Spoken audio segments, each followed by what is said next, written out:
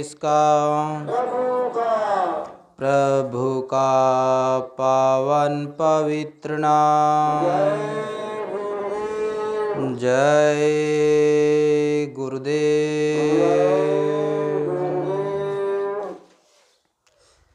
एक प्रार्थना बोलेंगे प्रेमी भाई बहनों, गुरु महाराज को याद करते हुए सभी प्रेमी भाई बहन दोहराएंगे। जय गुरुदेव।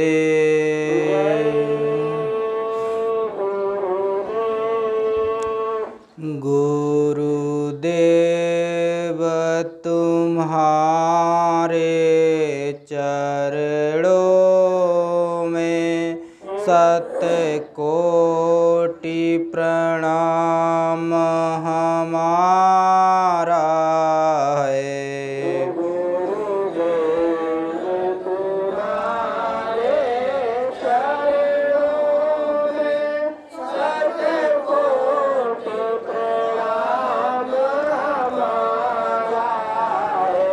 मेरी नैया पार लगा देना, कितनों को पार उतारा है।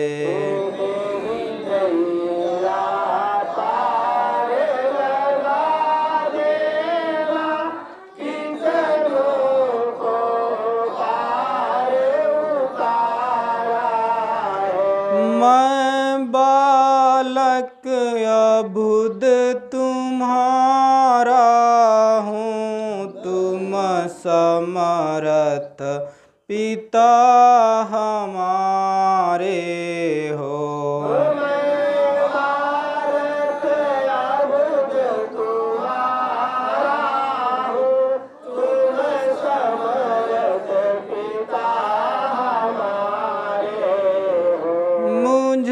अपनी गोद बिठा लेना, दाता लो भुजा पसारा है।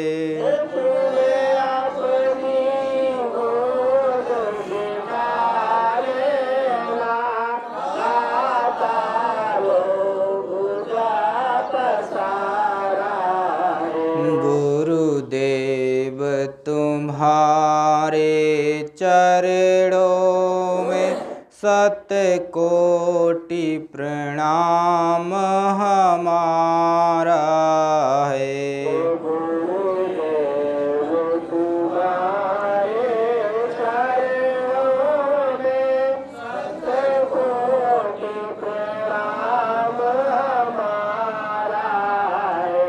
यद्यपि संसारी ज्वालाएं हम पर प्रहार कर जाती हैं,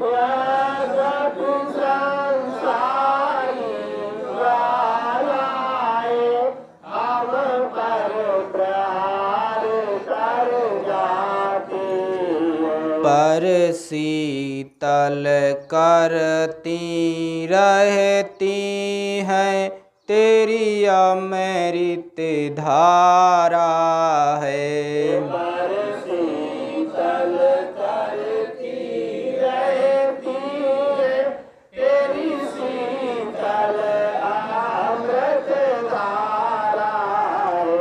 जब आंधी हमें हिला देती, ठंडी जब हमें कंपा देती, जब आंधी हमें हिला देती, ठंडी जब हमें कंपा देती, मुस्कान तुम्हारे अधरों की दे जाती हमें सहारा है।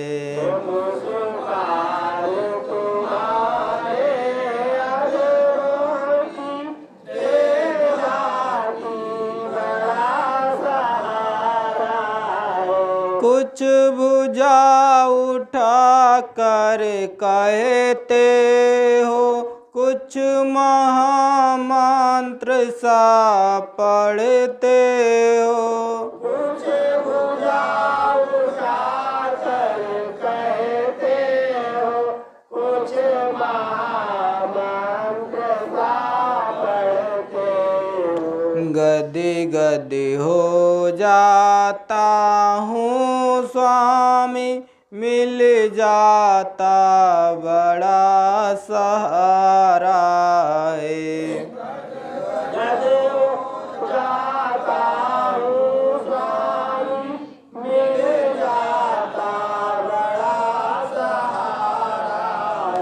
इस मूर्ति माधुरी की झांकी यदि सदा मिला करती स्वामी।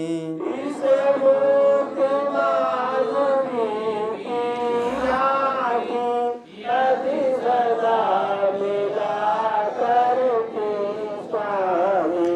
सौभाग्य समझते हम अपना, कौतूहल एक तुम्हारा है। सौभाग्य समझते हैं अपना, कौतूहल एक तुम्हारा है। मैं बारंबार प्रणाम करूं, चरणों में शीश झुकाता हूँ। मैं बारंबार प्रणाम करूं, चरणों में शीश झुकाता हूँ। अब पार अवश्य हो जाऊंगा, तुमने पतवार संभाला है। अब पार अवश्य हो जाऊंगा, तुमने पतवार संभाला है। गुरुदेव तुम्हारे चरणों में शतकोटि प्रणाम हमारा है। गुरुदेव तुम्हारे चरणों में शतकोटि प्रणाम हमारा है। मेरी नैया पार लगा देना, कितनों को पार उतारा है। मेरी नैया पार लगा देना, कितनों को पार उतारा है। जय गुरुदेव। शब्द रूप में विराजमान परम पूज्य स्वामी जी महाराज के चरणों में कोटि कोटि नमन प्रणाम करते हुए तथा पूज्य हुजूर महाराज जी के चरणों में कोटि कोटि नमन प्रणाम करते हुए सभी सत्संगी प्रेमी भाई बहनों को सादर जय गुरुदेव।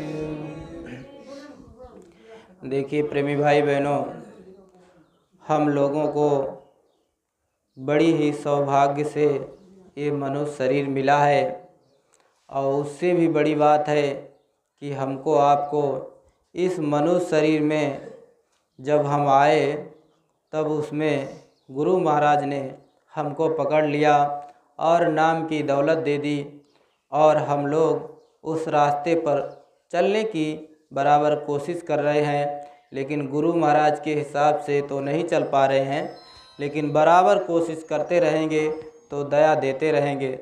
हमारा आपका ये उद्देश्य होना चाहिए, कितना ज़्यादा हम गुरु से प्रेम कर लें और उनके आदेशों पर चलने लगें।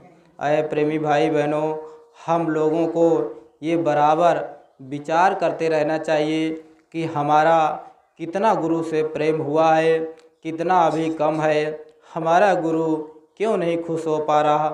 हमको बराबर ये उपाय करते रहना चाहिए। हमको क्या करना चाहिए तय जिससे हमारे गुरु महाराज हमसे खुश हो जाएं कि हमको भी नाम की दौलत दे दें, अंदर में चलने का रास्ता हमारा खुल जाए और उनके नूरानी स्वरूप का दर्शन हो जाए। हमारे आपके प्रेम में कमी है, हम आप गुरु के आदेश का पालन नहीं कर पाते हैं, इसीलिए हमको आपको उनके दर्शन नहीं हो पाते हैं। इसीलिए हम आप आज तक बाहरी बहवों में अटके हुए हैं। बाहरी धन दौलत, रुपया पैसा, बाहर के सामानों में जैसे दुनिया अंधी दौड़ में भाग रही है। आज ये कमाया वो कमाया, उसी तरीके से हमारी आपकी भी गति है। देखिए प्रेमी भाई बहनों, गुरु महाराज कहते थे कि बच्चा तुम्हारी तो संसारियों से भी गति बेकार हो चुकी है, क्योंकि वो तो अभी अनजान है, उनको ज्ञान नहीं है। लेकिन हमको आपको गुरु ने रास्ता दे दिया, गुरु ने अपने चरणों में लगा लिया और उन्होंने प्रेम का पाठ पढ़ाया। हमको सब मालूम होते हुए भी हम उस चीज़ को नहीं पा पा रहे। आखिर क्यों? क्योंकि हमारे प्रेम में कमी है, हम उनके आदेश पर नहीं चल पा रहे।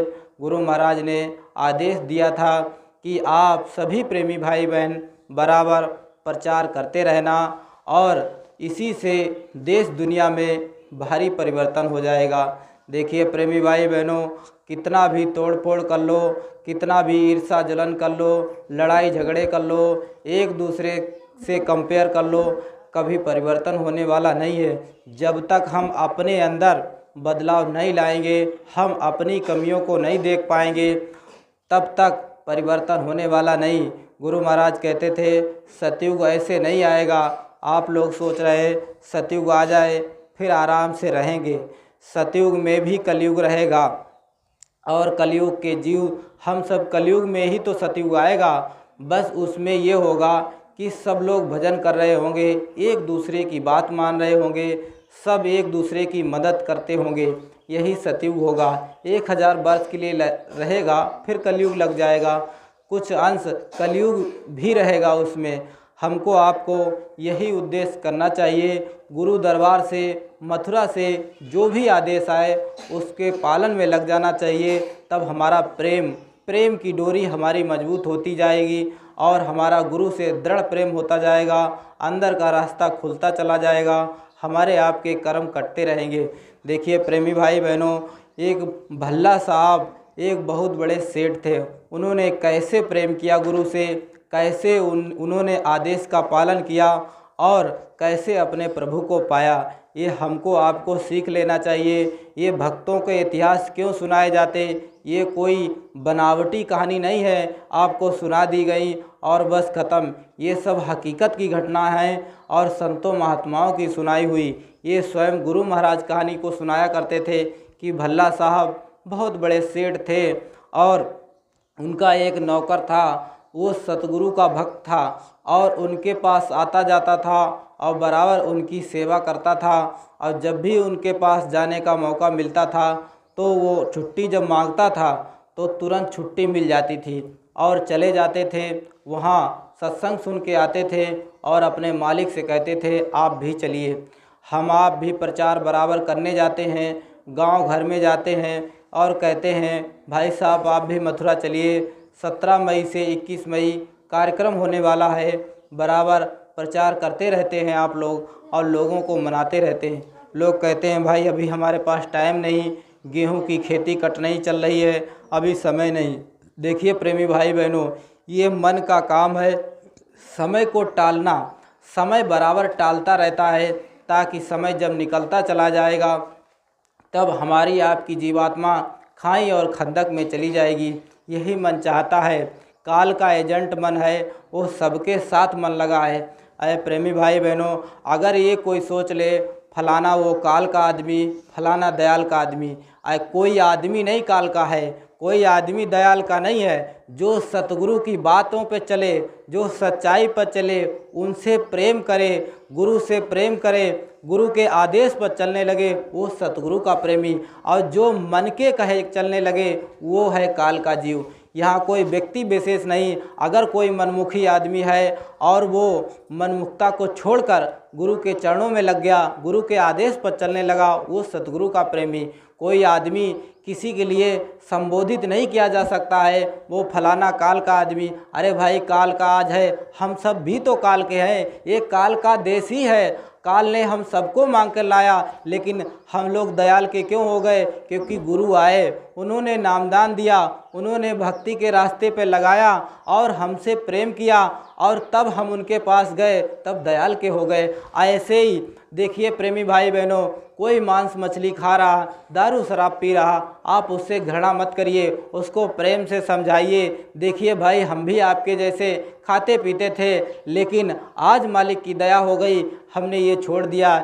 ये आपके शरीर के लिए अच्छा नहीं है। आपका सब पैसा भी आन, घर में लड़ाई झगड़ा, इस तरीके जब समझाएंगे, लोगों के दिल दिमाग बदलेंगे, तब आपका भी काम होगा, उनका भी काम होगा। यही हमारा आपका उद्देश्य होना चाहिए। हर कार्यक्रम में एक ना एक प्रेमियों को लेकर जाएं, मथुरा दरबार में लेकर जाएं, उनका भी काम हो जाएगा। अरे प्रेमी भाई बहनों, हमको भी तो कोई न कोई लेके गया होगा। जब हम नहीं जाते थे, हम गुरु को नहीं जानते थे, क्या गुरु की तालीम है, क्या गुरु की हस्ती है, कैसे गुरु होते हैं, गुरु किसको कहते हैं, गुरु क्यों बनाया जाता है, गुरु का प्रेम क्या होता है, भक्ति क्या होता है, वहाँ क्यों जाया जाता है, भजन क्यों किया जाता है, परमात्मा क्या होता है, ये कुछ नहीं जानते थे।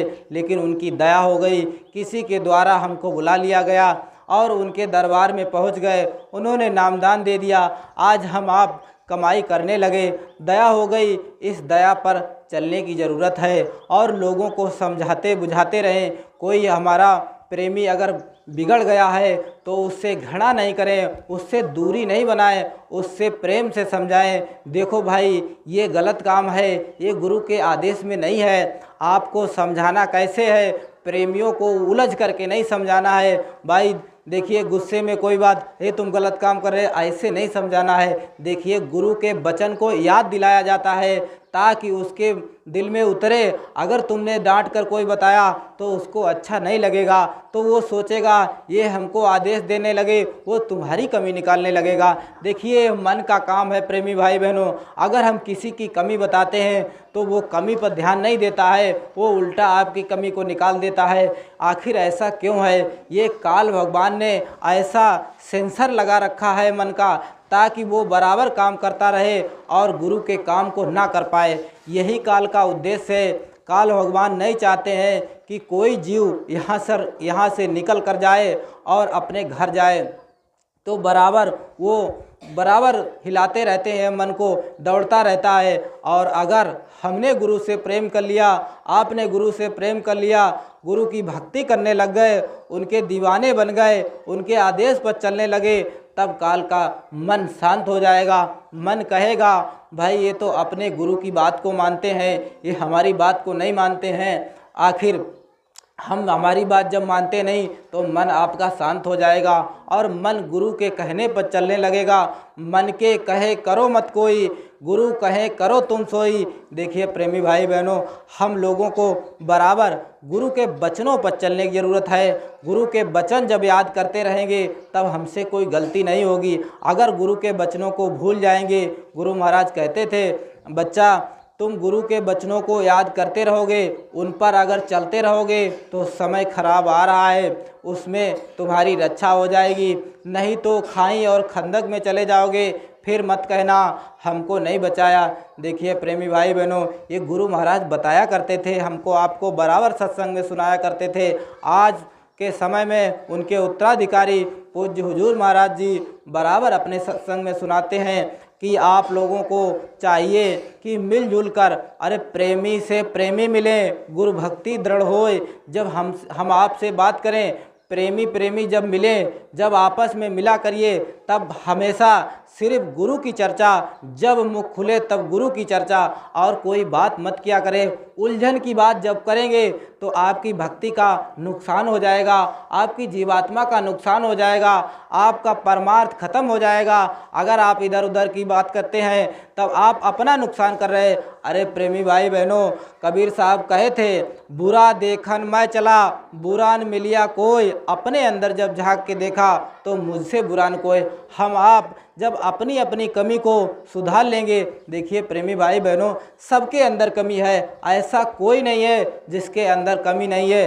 करे जो गलती करे जो स्वीकार, उसे इंसान कहते हैं, और जो करे गलती जो करे ना स्वीकार, उसे हैवान कहते हैं। जो करे कोई गलती ना, उसे भगवान कहते हैं। अरे सतगुरु के अंदर कोई कमी नहीं होती है, कोई गलती नहीं करते हैं। राम भगवान आए, उन्होंने कोई गलती नहीं की। आजकल के तो बहुत से प्रेमी तो ऐसे भी हैं जो राम भगवान के अंदर भी कमी निकाल देते हैं, कृष्ण भगवान के अंदर भी कमी निकाल देते हैं। वो सब जानबूझ के काम करते हैं, उनसे कोई गलती नहीं होती थी। कृष्ण भगवान जब आए, उन्होंने कोई अनजान में काम नहीं किया कि हमको ये नहीं करना चाहिए था, ये हो गया। उन्होंने सब जानबूझ के किया। और राम भगवान आए, उन्होंने सब जानबूझ के किया। गुरु महाराज ने इतनी बड़ी संगत खड़ी की, उन्होंने सब जानबूझ के किया। कोई उनके अनजान में नहीं था, कोई ऐसा उनके हमारे जो मन में चल रहा वो भी वो जान रहे हैं। क्या उनके बिना कोई काम हो सकता है? हमको आपको बुद्धि लगाने की ज़रूरत नहीं। पूज्य महाराज जी अपने सत्संग में सुनाते हैं कि इस परमार्थिक रास्ता पर, ये आध्यात्मिक पर चलने के रास्ता पर, भक्ति के रास्ते पर कभी बुद्धि लगाने की ज़रूरत नहीं है। बुद्धि अगर लगाने लगे तो हमारा आपका काम नहीं बन पाएगा, हमारा आपका प्रेम मजबूत नहीं हो पाएगा, हम भक्ति के रास्ते के लायक नहीं चल पाएंगे। देखिए प्रेमी भाई बहनों, हम खितौरा आश्रम पर जय गुरुदेव जन्मभूमि, जो गुरु महाराज की जन्मभूमि है, वही पूज्य महाराज जी की भी जन्मभूमि है। दो बार वहाँ महापुरुष जन्म लिए हैं, और वहाँ आप लोग आते जाते हैं बराबर, और आते जाते रहिए, क्योंकि बहुत ही पवित्र भूमि है। जब भी आपको समय मिले, 1 दिन का 2 दिन का, तो आप चले आया करिए, वहाँ आप सेवा करिए, भजन करिए। गुरु महाराज कहते थे, बच्चा अगर किसी को शांत स्थान पर भजन करना है तो आप खितौरा चले जाइए, वो भजन के लिए सबसे अच्छा उत्तम उन्होंने बताया। पूज्य महाराज जी भी बताते हैं कि खितौरा आश्रम भजन के लिए सबसे अच्छा स्थान है। वहीं एक प्रेमी हमारे पास आए और साथ में रहते थे, लगभग 1 साल सेवा किए हमारे साथ रह करके। तो वो बहुत ही हर बात में बुद्धि लगाया करते थे, महाराज जी की बातों में भी कमी निकाला करते थे। अरे भाई, ये महाराज जी को ऐसा नहीं करना चाहिए, पूज्य महाराज जी को ऐसा नहीं करना चाहिए, बराबर ऐसी बातें बताया करते थे। तो हम चुप रहते थे। हम तो सोचते थे मालिक की सेवा कर रहे हैं, भजन कर रहे हैं, तो कभी न कभी दया हो जाएगी। एक दिन अकेले में बैठे और एक पास दोनों लोग बैठे चुपचाप, तो वो हमको अकेले में चुपचाप बताने लगे कि देखिए भाई, ये उंगली है, ये माला में नहीं लगनी चाहिए। अरे हर प्रेमियों के अंदर एक शंका होती है। देखो, कर्मकांडी लोग होते हैं, जो मनमुखी लोग होते हैं, जो ऐसी बातें बराबर बताया करते हैं प्रेमियों को, ताकि एक प्रेमी गिर जाएं, मन के कहे अनुसार चलने लगें। कर्म कांड में जब फंस जाएंगे तब गुरु की बात को छूट जाएगी, तब हम भक्ति से गिर जाएंगे, गुरु का प्रेम कम हो जाएगा, हम उस रास्ते से भटक जाएंगे। ये मन का काम होता है। ये मनमुखी लोग क्या करते हैं, बराबर उनका काम करते रहते हैं। तब उन्होंने हमसे बताया कि देखिए, ये उंगली नहीं लगनी चाहिए। तो हमने कहा अच्छा।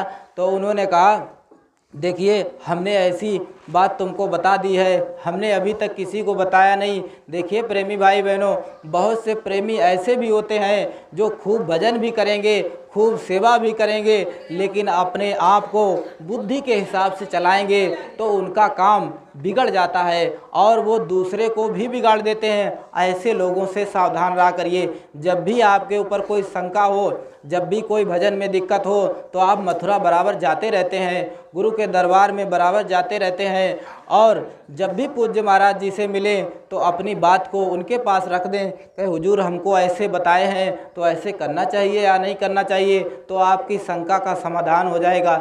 देखिए प्रेमी भाई बहनों, हम जब तक चुप रहेंगे, लोगों की बातों को मानते रहेंगे, कर्म कांडियों के कहने पर चलते रहेंगे, तब तक हमारा गुरु से प्रेम दृढ़ नहीं हो सकता, तब तक हम भक्ति के रास्ते पर नहीं चल सकते, तब तक हमारा भजन नहीं बन सकता। उन्होंने हमसे कहा, देखिए चुप रहो, इसका कनेक्शन बहुत ख़राब होता है।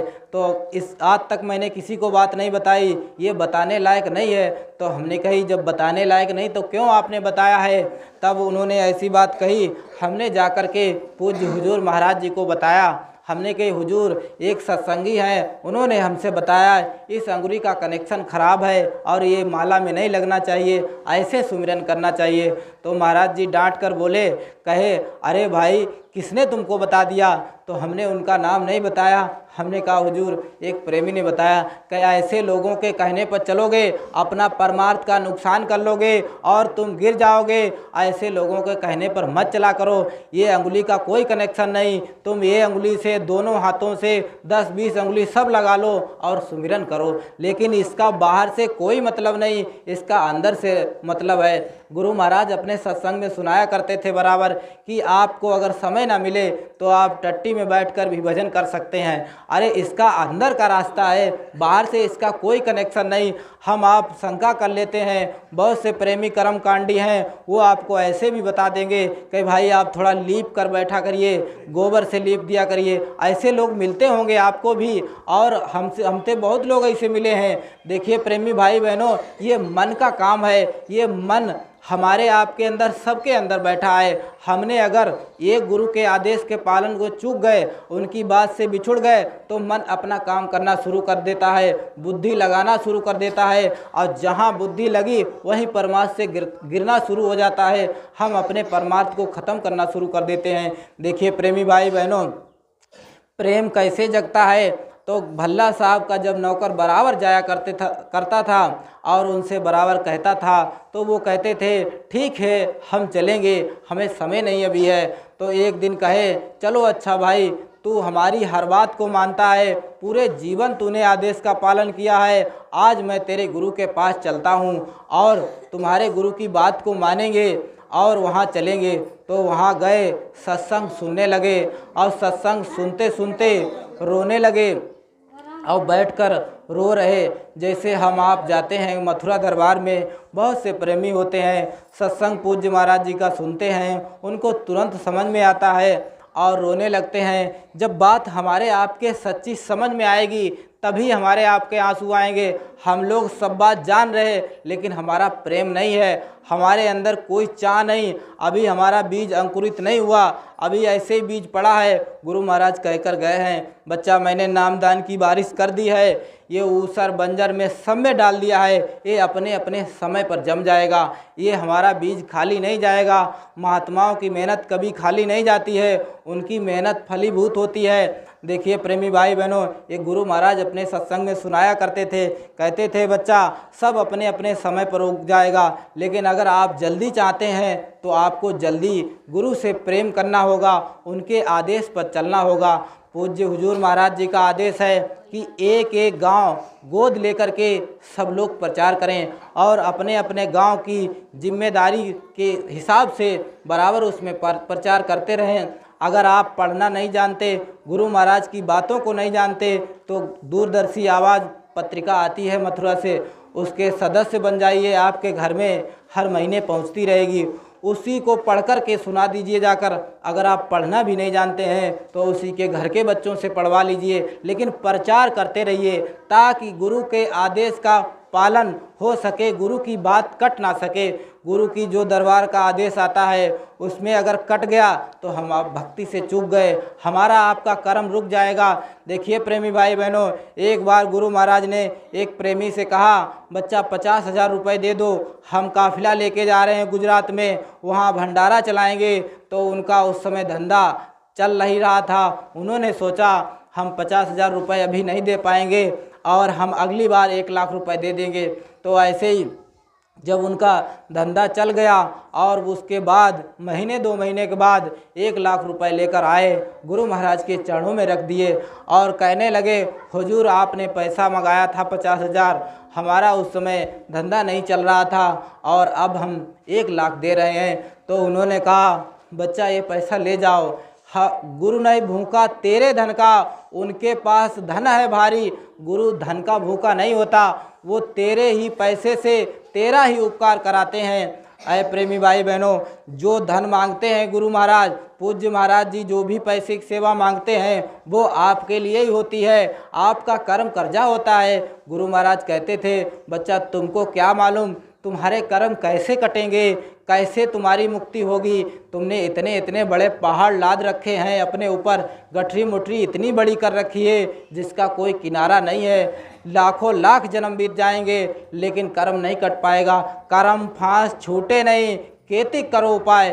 तो प्रेमी भाई बहनों जब उनसे कहने लगे हुजूर ये ले लीजिए, तो उन्होंने कहा बच्चा ले जाओ, तुम्हारा पैसा ले जाके वहाँ तुम्हारा भंडारा चलाना था, वहाँ तुम्हारा कर्म कर्जा लेन देन था। तो उन्होंने कहा अब कैसे होगा, कहीं अब इस पैसे की ज़रूरत नहीं है, अब तुमको वहाँ जन्म लेना पड़ेगा और वहाँ अदा करना पड़ेगा। हम तुम्हारा पैसा ले जा करके इसी जन्म में अदा कराना चाहते थे। आपका भी भंडारा बिहार में जाने वाला है, आप भी चूकिएगा मत, अपनी सेवा को लिखा दीजिएगा, बढ़ चढ़ के लिखाइएगा, और उसमें अगर चूक गए तो वो आपका कर्म रह जाएगा। प्रेमी भाई बहनों, गुरु पैसा क्यों मांगता है? गुरु के पास कोई चीज़ की कमी नहीं होती है। उनको अगर आप नहीं भी देंगे तब भी भंडारा जाएगा, तब भी भंडारा चलेगा। अगर गुरु महाराज के काम में सब लोग बैठ जाएंगे तब भी उनका संगत चलेगा। गुरु महाराज कहते थे, बच्चा तुम कहीं भी रहो, अगर काम करो या ना करो, हमारा काम रुकने वाला नहीं, अपना समय से होता रहेगा। तुम अगर कर लोगे तो तुम्हारा काम बन जाएगा। जब भगवान कृष्ण ने अर्जुन से कहा उठाओ धनुष सबको मार दो, तो उनको मोह जागृत हो गया और कहने लगे हमारे ये रिश्तेदार घर परिवार वाले हैं, इनको हम कैसे मारेंगे। तो उन्होंने कहा मैं तो इनको पहले ही मार चुका हूँ, मैं तुम्हारा इतिहास बनाना चाहता हूँ ताकि तुम्हारा इतिहास नाम में दर्ज हो जाए और आगे लोग पढ़ेंगे, तुम्हारा इतिहास अमर हो जाएगा। तो उन्होंने कहा कैसे मर चुके हैं, तो वो उनको विश्वास नहीं हुआ। तो उनको थोड़ा तवज्जो दिए तो दिखाए पूरा महाभारत हो चुका था। गुरु महाराज का काम सब हो चुका है, खाली हमको आपको खड़े होने की ज़रूरत है, खाली उनके आदेश पर थोड़ा सा चलने की ज़रूरत है। हम आदेश के पालन के पात्र नहीं हैं, हम उनकी बात को नहीं मान पाएंगे, लेकिन थोड़ा सा अगर खाली वो कह दे भाई सेवा दे दो, आपके पास सेवा चल रही है, इस समय गेहूं की कटाई घर में चल रही है, काम बहुत ज़्यादा है, तो अपना सेवा दे दीजिए। उसमें अगर घर में दो लोग 3 लोग आए तो 1 लोग को भेज दीजिए भंडारे में। इस तरीके से अपना मैनेज कर लिया करिए, दूसरा जब आए तो दूसरा भेज दीजिए। इस तरीके से अगर हम चलते रहे तो हमारा आपका काम बन जाएगा, हमारे गुरु के आदेश का पालन हो जाएगा। तब उन्होंने कहा भाई तुमको अब जन्म लेना पड़ेगा। तो वो रोने लगे। अब उन्होंने कहा अब रोने से क्या फ़ायदा, चिड़िया चुन गई खेत, अब पछताए क्या होता है। अगर ये चूक गए तो आप छूट जाएंगे, ये कर्म बाकी रह जाएगा। ये हर बार क्यों आता है? गुरु महाराज कहते थे थोड़ा थोड़ा कर कर तुम्हारा कर्म कटता रहेगा, और जिसका कर्म कट जाएगा उसका काम बन जाएगा। गुरु महाराज कहते थे कि बच्चा हमारे आपके ऊपर इतने बड़े कर्म के पर्दे लदे हैं। जैसे आदेश कोई आता है मथुरा दरबार से तो आपने आदेश का पालन कर लिया तो एक पर्दा हट गया, ऐसे ही करके पर्दा बराबर हटता जाएगा। एक दिन आएगा तो गुरु का दर्शन हो जाएगा। अंतर में गुरु का दर्शन क्यों नहीं होता है? क्योंकि हमारा आपका गुरु से प्रेम नहीं है, हम उनके आदेश पालन में नहीं चल पाते हैं, हमने आपने गांव गोद नहीं ले पाया और उसमें सही से प्रचार नहीं कर पाया। दूसरा आदेश क्या है? गुरु महाराज ने आदेश, पूज्य हुजूर महाराज जी ने जो आदेश दिया है, 1-1 रुपये गुल्लक सेवा रोज़ डालें, प्रतिदिन गुल्लक सेवा 1-1 रुपये डालें। अगर घर में छोटा बच्चा है तो उससे भी डलवाएं। अगर हम रोज़ 1 रुपये डालते रहेंगे तो मान लो आपका शरीर छूट गया और धर्मराज के अदालत में जब खड़े होंगे तो वहाँ गवाही होगी, भाई ये तुमने बुरा कर्म बन गया। तो गुरु महाराज कहेंगे भाई छोटा मोटा बुरा कर्म बन गया, लेकिन इस बच्चे ने हमारी बात को माना है, इसने 1 रुपये गुल्लक सेवा रोज़ डाला है। देखिए भाई वीडियो कैमरा दिखाया जाएगा, जैसे ये कैमरा चल रहा है, ये वीडियो डिलीट भी हो सकता, ये कैमरा ख़राब भी हो सकता, लेकिन उस परमात्मा का कैमरा कभी ख़राब नहीं होता है। गुरु महाराज कहते थे बच्चा 5 साल का जब होता है तब उसके साथ 2 दूत लगा दिए जाते हैं, एक नेक और बद कर्मों को बराबर लिखता रहता है और एक वीडियो रील बनाता रहता है। बराबर पूरे जीवन वो साथ में रहते हैं, कभी जाते नहीं हैं। आप 7 फाटक के अंदर कोई बुरा कर्म कर रहे हैं, कोई किसी के ऊपर गर्दन के ऊपर छुरी चला रहे हैं, कोई लूटपाट कर रहे हैं, कहीं चोरी कर रहे हैं, कोई माँ बहन की इज्जत लूट रहे हैं, सब रिकॉर्ड हो रहा है। बच नहीं सकते हो, उस कर्म से बच नहीं सकते हो। कर्म फांस छूटे नहीं, केति करो उपाय। कितना भी उपाय कर लो, कर्म छूटने वाला नहीं है। अगर गुरु के बात पर चलने लगे, गुरु के आदेश पर चलने लगे, उनसे प्रेम कर लिए, तब तो कर्म से छूट सकते हैं, तब तो हमारा आपका बेड़ा पार हो सकता है, नहीं तो हम फंस जाएंगे। गुरु महाराज कहते थे कि 184 भरम के पग पर अटको आए, अब की पासा ना पड़े फिर 84 जाए। हम लोग जितने भी मनुष्य शरीर में आए हैं, गुरु महाराज कहते थे बच्चा जितने लोगों को मनुष्य शरीर मिल गया है, ये दोबारा मिलने वाला नहीं है, क्योंकि बहुत भारी चक्कर लगा के आए हैं। और अगर अब की बार चूक गए तो हम फिर उसी में चले जाएंगे, नरक और 84 में चले जाएंगे। जब इतना बड़ा चक्कर लगाने के बाद आए, गर्भ के अंदर स्थापित हुए, फिर उसमें जठराग्नि में जल रहे, उसमें 9 महीने में तपन थी और इतना घोर नरक था, उसमें जीव इतना कष्ट में था, लेकिन उसमें परमात्मा का दर्शन रोज होता था, उसकी आवाज़ सुनाई देती थी, क्योंकि वो इसीलिए दर्शन देते हैं। मनुष्य शरीर तुमको मिलने वाला है, गोल्डन चांस मिलने वाला है, सुनहरा अवसर मिलने वाला है, इसलिए परमात्मा वो अंदर बात करता है गर्भ के अंदर और चेताता है और कहता है, समझाता है कि भाई बाहर जाओगे, माया की बाजार है, उसमें फंस मत जाना, भक्ति कर लेना और यहाँ से निकल जाना और तुम्हारा छुटकारा हो जाएगा और तुम दुखों से मुक्त हो जाओगे। ऐसे वहाँ बातचीत बराबर होती रहती है गर्भ के अंदर जीव की, इतना उसमें चैतन्य रहता है, तभी वो कष्ट बहुत होता है, लेकिन बात भी चलती रहती है, उसमें प्रार्थना भी करता है जीव। दीन दयाल बिरज संभारी, हरौ नाथ मम संकट भारी।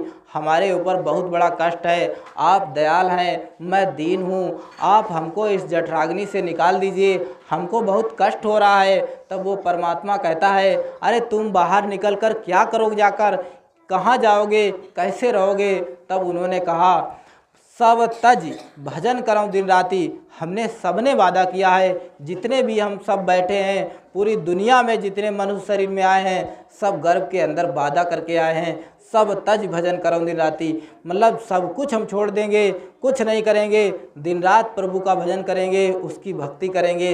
लेकिन उसने कहा तुम ऐसा नहीं कर सकते, क्योंकि दिन रात भजन करोगे तो कहाँ रहोगे, क्या खाओगे, क्या पहनोगे। तब उन्होंने कहा क्या करना चाहिए। तब उन्होंने कहा हरि को भजन, पेट को धंधा, इतना तुम कमाना कि तुम्हारा घर परिवार अच्छे से चल सके और उसी में जितना समय बचे तो उसको भजन करें। आज हम आप अपने आप को देखें, कितना हम भजन करते हैं, कितना उस परमात्मा की भक्ति करते हैं। हमारे आपके पास तो बहुत बड़ा सुनहरा अवसर है कि हमको आपको मनुष्य शरीर मिला, उसके साथ साथ गुरु भी मिल गए और उन्होंने रास्ता भी दे दिया।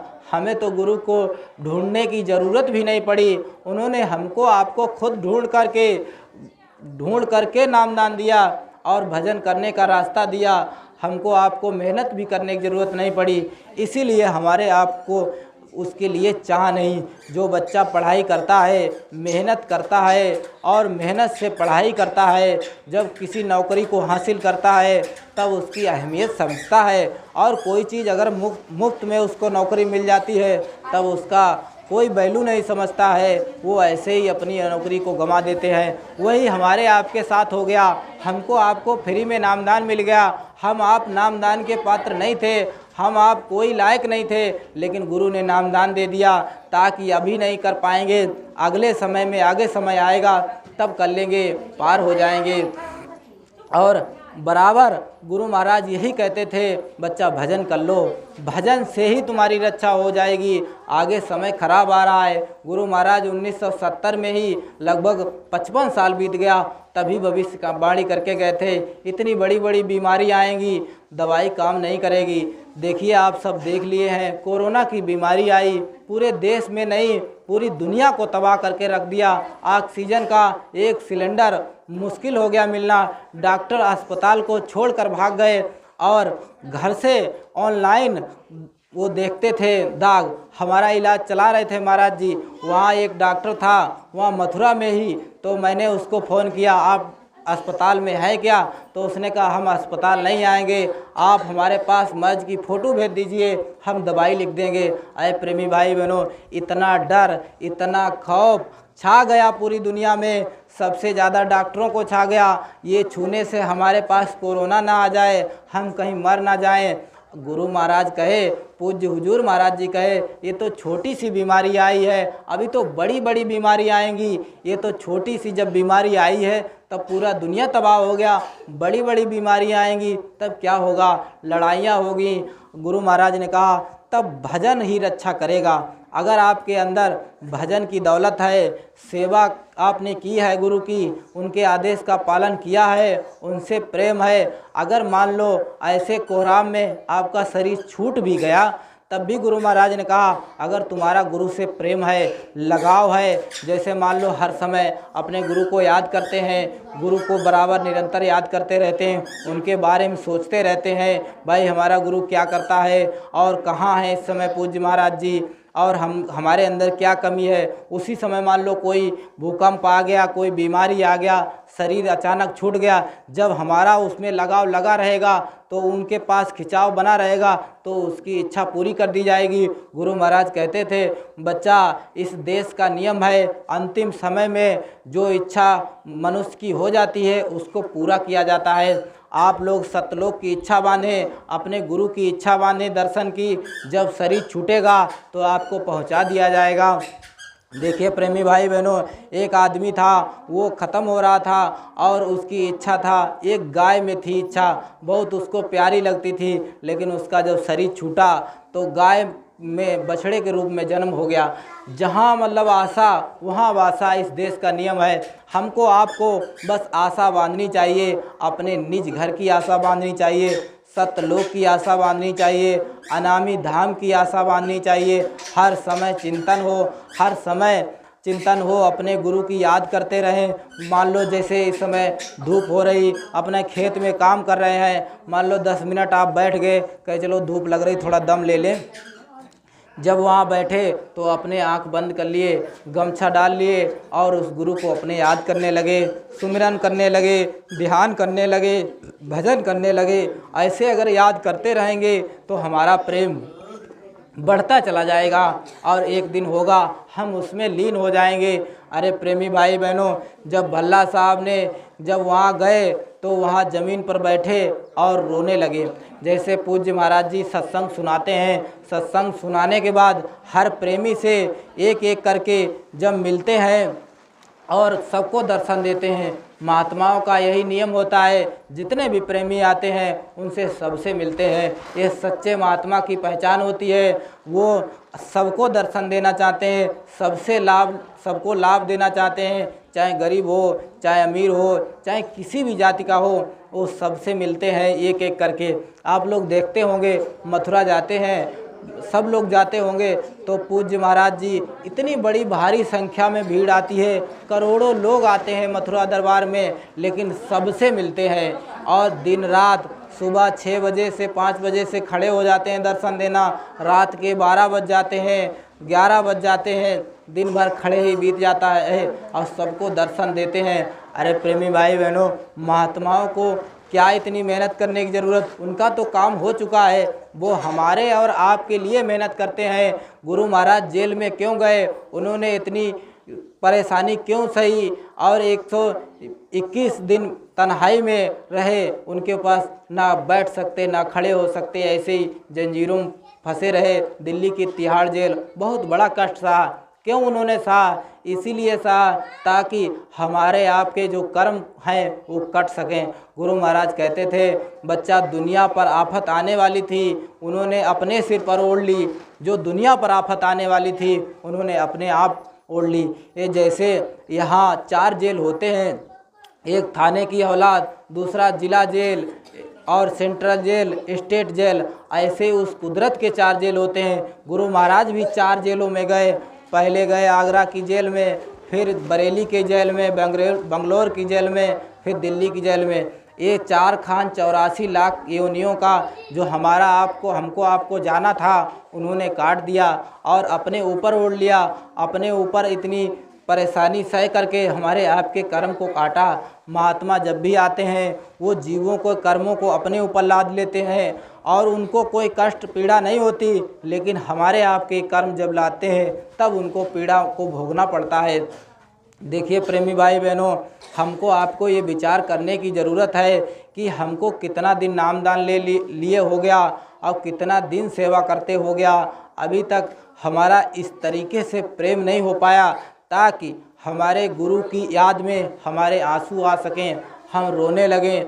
देखिए प्रेमी भाई बहनों, जब भल्ला साहब रोने लगे, अभी देखो पहली बार ही मिले, अभी उनको कुछ गुरु के बारे में ज्ञान भी नहीं, लेकिन पहली बार ही उन्होंने सत्संग सुना, पहली बार में ही रोने लगे और इतनी विरह जाग गई, इतना प्रेम जाग गया। जब वो सतगुरु के दर्शन किए, गुरु महाराज से कहे, अर्जी लगाए कि आप जैसे वो सेवा का समय सुना रहे थे सत्संग, कहते थे बच्चा जब सेवा कर दोगे तब तुम्हारा बेड़ा पार हो जाएगा। जैसे काल ने सेवा करके मांग कर लाया है, हमको आपको जब सौंप दिया गया है, काल ने जब सेवा कर दी, अगर तुम सेवा कर दोगे तब हम छुटकारा दिला देंगे। तो उन्होंने कहा आप भी सेवा किया करिए। तो उन्होंने कहा हुजूर हमारे लिए क्या आदेश है। वो आदेश के लिए इंतज़ार करते थे और आदेश के लिए बराबर सोचते थे।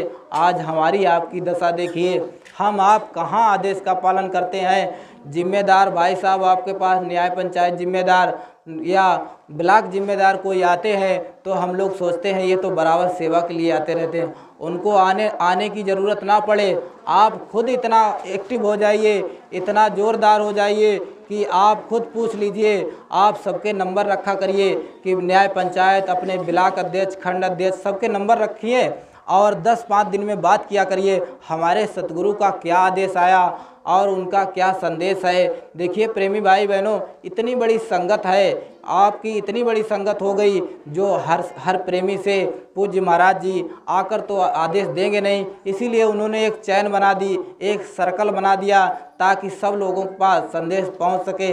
अधिकारी के छोटा अधिकारी, बड़ा अधिकारी, ऐसे चैन पूरी बना दी, एक को आदेश दे दिए नीचे तक आ जाता है। तो ये जिम्मेदार भाई साहब जब भी कोई आदेश आता है तो आप उसमें बढ़ चढ़ करके भाग ले लीजिए, तो हमारा आपका प्रेम मजबूत होता चला जाएगा। जितना हम आदेश का पालन कर लेंगे भाई, हमको ये चाहिए हमारे कोई गुरु की बात कटने ना पाए, बस हमको ये ध्यान में रखना है और सीधा निशाना अपने पूज्य महाराज जी की तरफ रखना है, उनके तरफ देखना है, उन्हीं को बस याद करना है, उन्हीं में खोना है, उनको बराबर याद करते रहना। बहुत से प्रेमी भाई बहन क्या कहने लगते हैं कि पूज्य महाराज जी का नाम लेकर कहते हैं वो तो हमारे गुरु भाई हैं, हम भी नामदानी गुरु महाराज के और वो भी गुरु महाराज के नामदानी।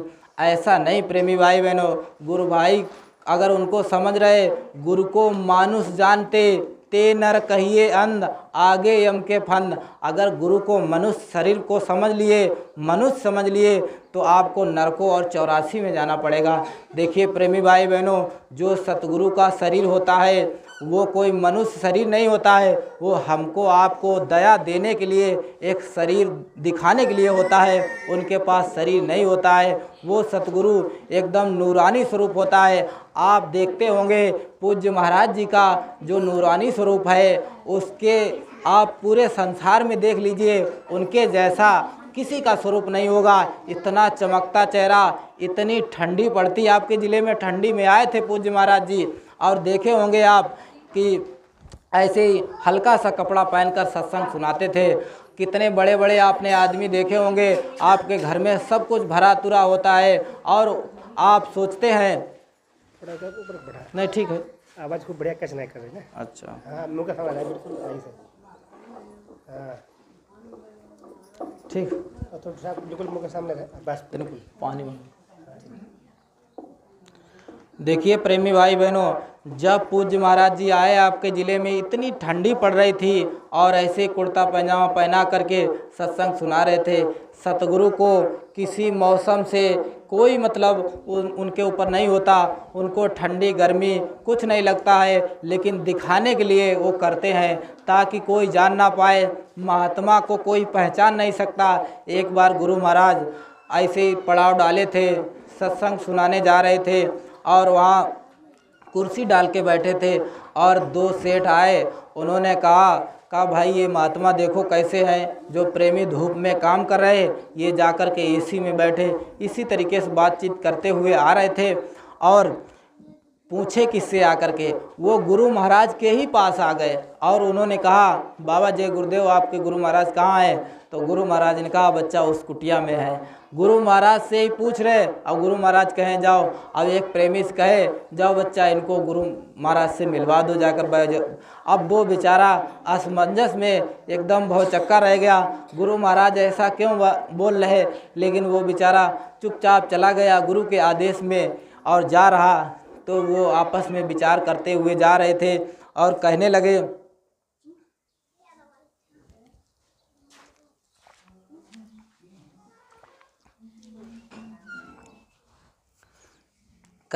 देखिए भाई, ये प्रेमियों से सेवा करवाते हैं, धूप में इतना परेशानी हो रही है, अपने आप जाकर के एसी में बैठे हुए।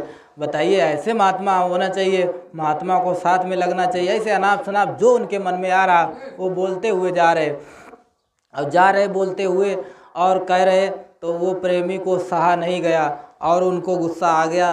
तो उन्होंने बताया कि वही बाबा जय गुरुदेव हैं जिन्होंने आदेश दिया है। तो वहाँ जा कर के फिर उल्टा पैरों से आए। तब उन्होंने मिला कि आपने पहले क्यों नहीं बताया? तो कहीं पहले तुमने हमसे पूछा ही नहीं, तुमने कहा उनसे मिलना है, आवेश में थे। तो उन्होंने कहा बैठो। तब वो एकदम चरणों में गिर गए और पहचान लिए कि भाई ऐसे महात्मा जो धूप में खुद बैठे।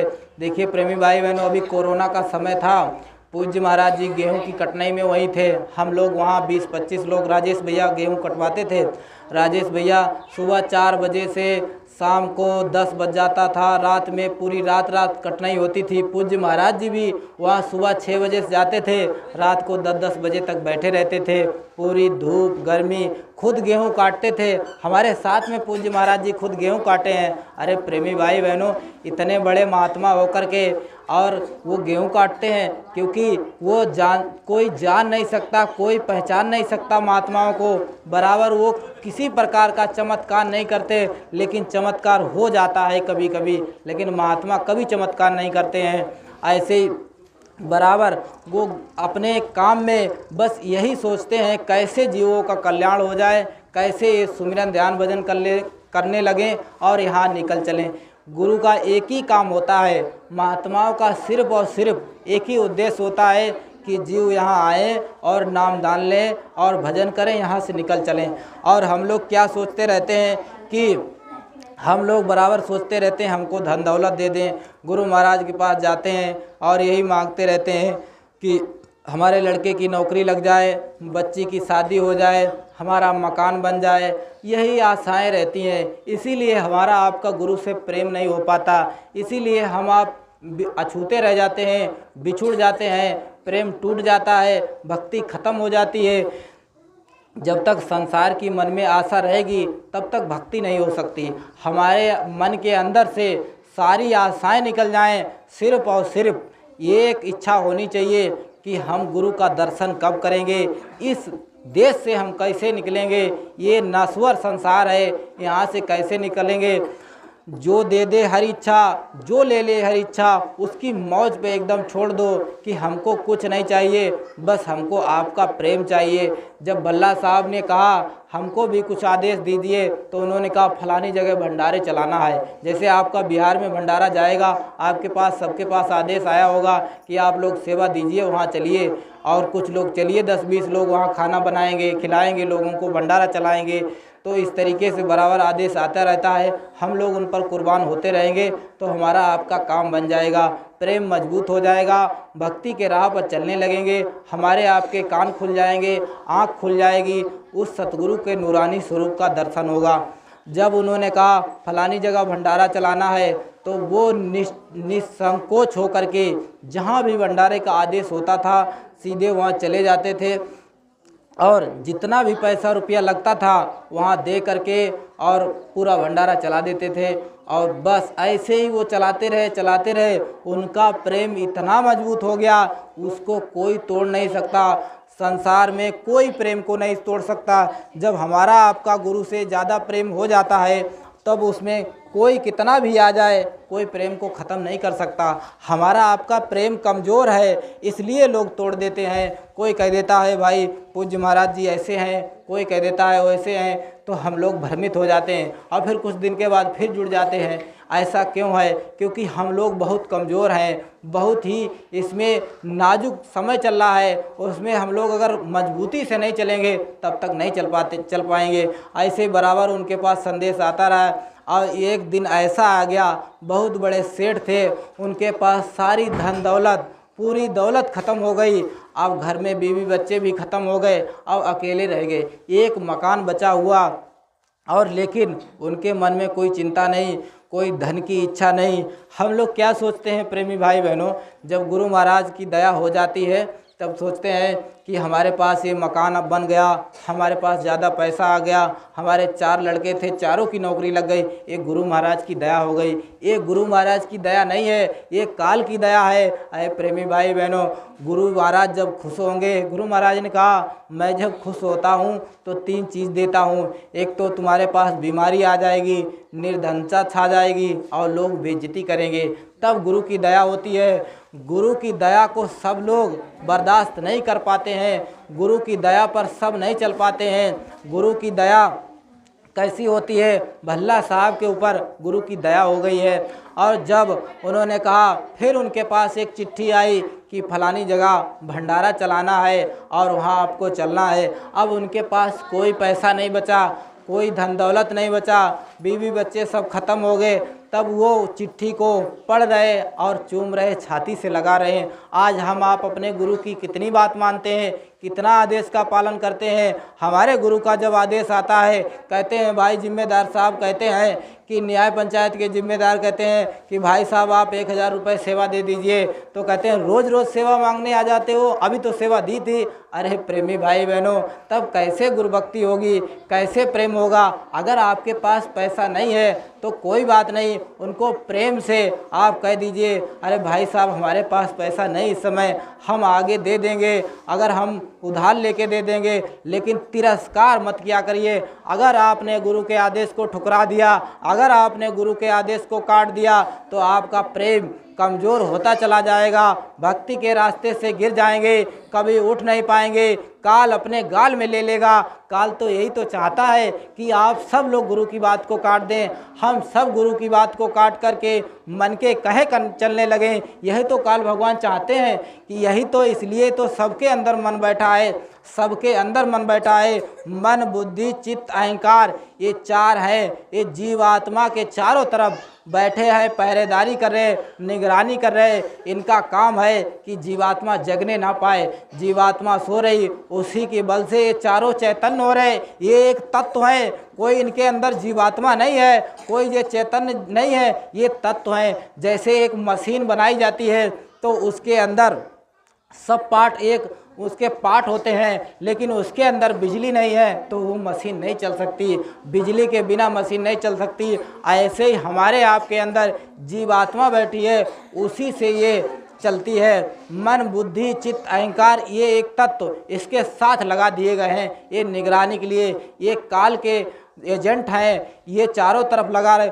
मन की डोरी माया के हाथ में दे दी, जो ब्रह्मा विष्णु महादेव की माता जी हैं, काल भगवान की अर्धांगिनी है, और चित्त की डोरी ब्रह्मा के हाथ में दे दी, और बुद्धि की डोरी है विष्णु भगवान के हाथ में, और अहंकार की डोरी भोलेनाथ के हाथ में दे दी। जब मन हमारा हिलता है तो वो ऊपर से डोरी हिला देते हैं तो वो डोरी हिल जाती, चित्त चंचल हो जाता है तो ऊपर से डोरी जब हिलाते हैं। लेकिन हम अगर गुरु के आदेश पर चलने लगे, उनसे गुरु से प्रेम कर लिए, सतगुरु के प्रेम में डूब गए, तो वो डोरी कभी नहीं हिला पाएंगे, कभी हमारा मन नहीं भागेगा, और कभी हम अपने गुरु के आदेश से विमुख नहीं होंगे, कभी हमारा प्रेम टूटेगा नहीं। कब नहीं टूटेगा? जब हम उसके पास बढ़ते चले जाएंगे। गुरु महाराज कहते थे, बच्चा तुम 1 कदम चलते हो, मैं तुम्हारी तरफ 10 कदम बढ़ाता हूँ, निरंतर चलता रहता हूँ, तुम चलकर तो देखो। हम आप चल ही नहीं पाते हैं।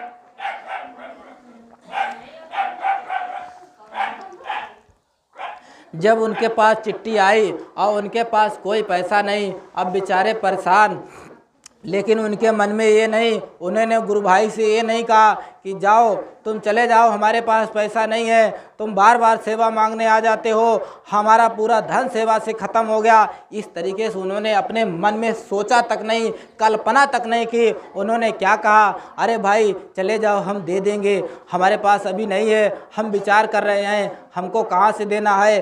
और वो सोचते रहे, चूमते रहे चिट्ठी को, लेकिन उन्होंने क्या किया जाए, एक भी पैसा नहीं, कहीं से व्यवस्था नहीं, कोई मांगने पर दे भी नहीं रहा, कोई उधार भी नहीं दे रहा, क्योंकि लोग समझने लगते, हमारे आपके साथ भी घटनाएं होती हैं, जब आपके पास पैसा रहेगा तब आपको सब कोई उधार पैसा दे देगा, लेकिन वो सोच लेता है अगला ये पैसा नहीं दे पाएगा तो आपको उधार भी नहीं देता है। और वो कहता था अगर उसके पास पैसा है भी तब भी कहता है हमारे पास पैसा नहीं, आप चले जाइए।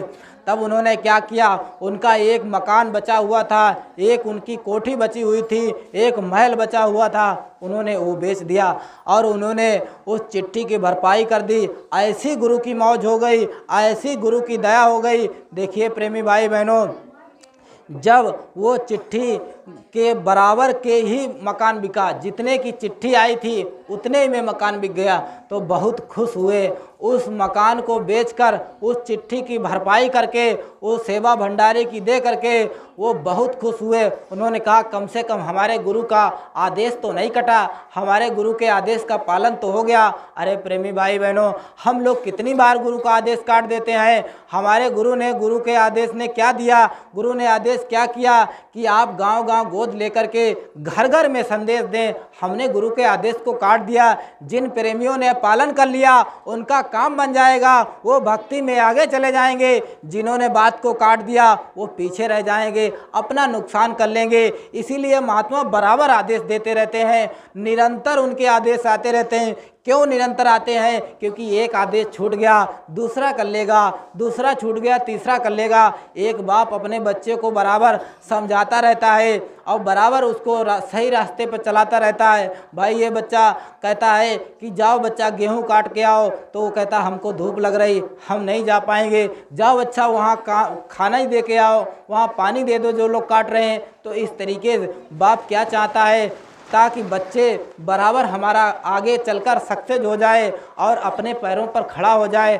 हमको आपको गुरु चलाना चाहता है, अपने पैरों पर खड़ा करना चाहता है, भक्ति खुद करवाना चाहते हैं, लेकिन हम आप नहीं कर सकते। ये तो हम सब जानते हैं, हमारे हाथ में कुछ नहीं है, सब गुरु ही करेगा। लेकिन खड़े होने की ज़रूरत है। जैसे कृष्ण भगवान ने अर्जुन को खड़ा किया, उनके कंधों पर धनुष बाण रखा और उनसे चलवाया, पूरा महाभारत उनसे करवाया। लेकिन जब बाद में जब गंधारी पूछने लगी, धृतराष्ट्र की पत्नी पूछने लगी, तूने हमारे 100 पुत्र मार दिया, तेरा कुल खानदान लड़कर ख़त्म हो जाएगा।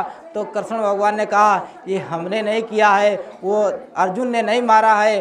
तब उन्होंने कहा किसने मारा है? तब उन्होंने कहा सच तो वो बताएगा जो पूरा महाभारत देख रहा था। वो बर्बरिक का जो सर वहाँ कटा रखा था, उससे जब पूछा गया तो उसने बताया कि यहाँ मर रहा था वो भी कृष्ण, जो मार रहा था वो भी कृष्ण। यहाँ कोई भीष्म पितामह नहीं, कोई दुर्योधन नहीं, कोई अर्जुन नहीं, हमको तो सब कृष्ण कृष्ण दिखाई दे रहे थे। वही मर रहे थे, वही मार रहे थे, उनका सुदर्शन चक्र चल रहा था।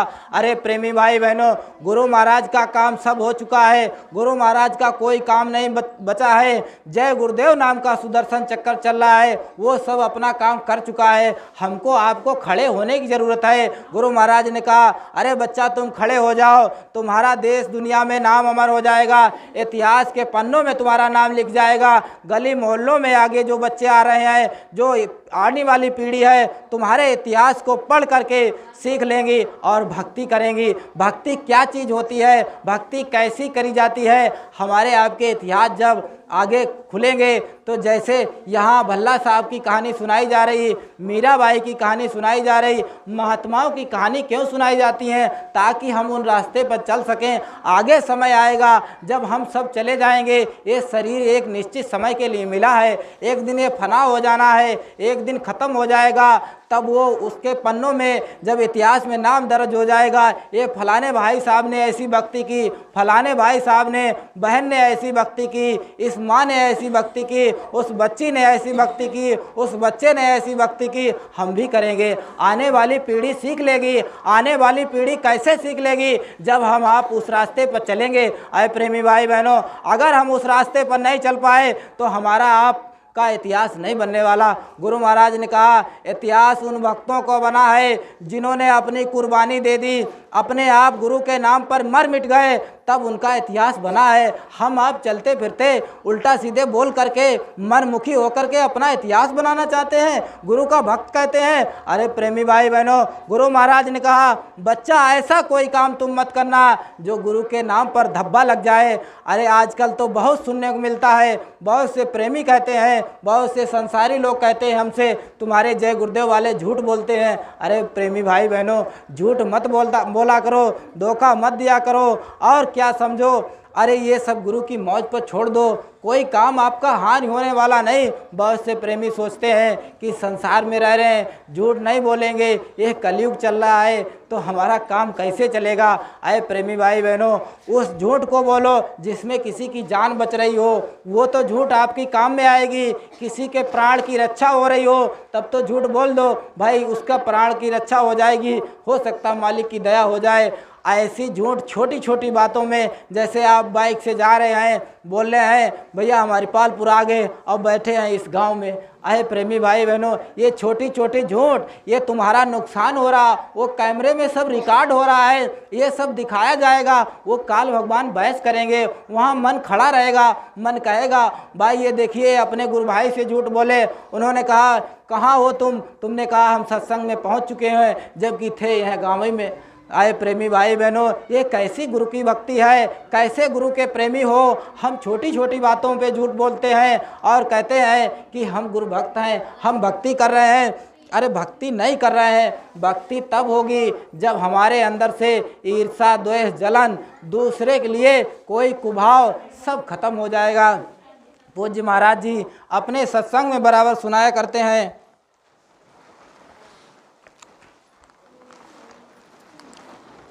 कि मनुष्य किसको कहते हैं। मनुष्य उसे कहते हैं एक मानव दूसरे मानव के काम आए।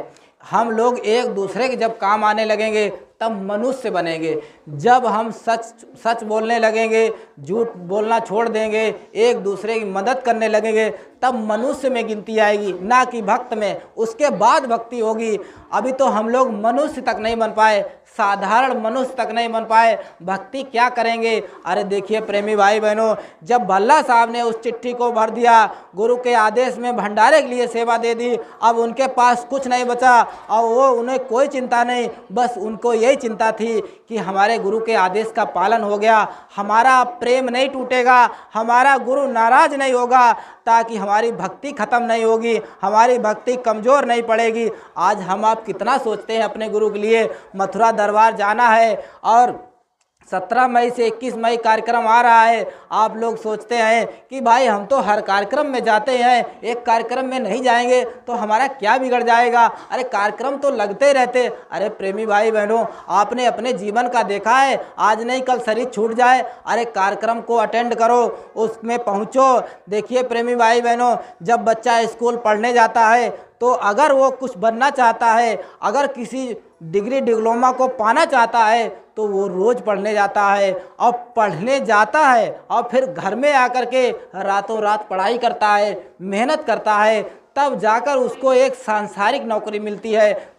वो भी वो छूट जाना है, वो साथ में नहीं जाना है। अरे वो तो परमात्मा की दौलत है, वो परमार्थिक दौलत है, वो तो कभी छूटेगी नहीं, वो कभी हमारे पास से फना नहीं होगी, कभी हमसे अलग नहीं होगी, वो ऐसे ही मिल जाने वाली है, ऐसे नहीं मिलेगी। हम गुरु के आदेश पर खरे उतर जाएंगे। हमारे 4 क्लास लगते हैं, 4 बार स्कूल खुलता है। मथुरा दरबार में हमारा आध्यात्मिक पाठशाला है, वहाँ 4 कार्यक्रम लगते हैं, चारों में आप हाजिरी लगाइए। अगर 4 में नहीं पहुंच पाते, कोई बड़ी आपके पास कोई बड़ी आपके पास कोई घटना घट गई, कोई बड़ी समस्या आ गई, तभी आप कोई बात नहीं मालिक को याद करके उनकी मौज पर छोड़ दीजिए। ना कि ये मन में आए कि भाई हम तो हर बार जाते हैं, अब की बार नहीं जाएंगे।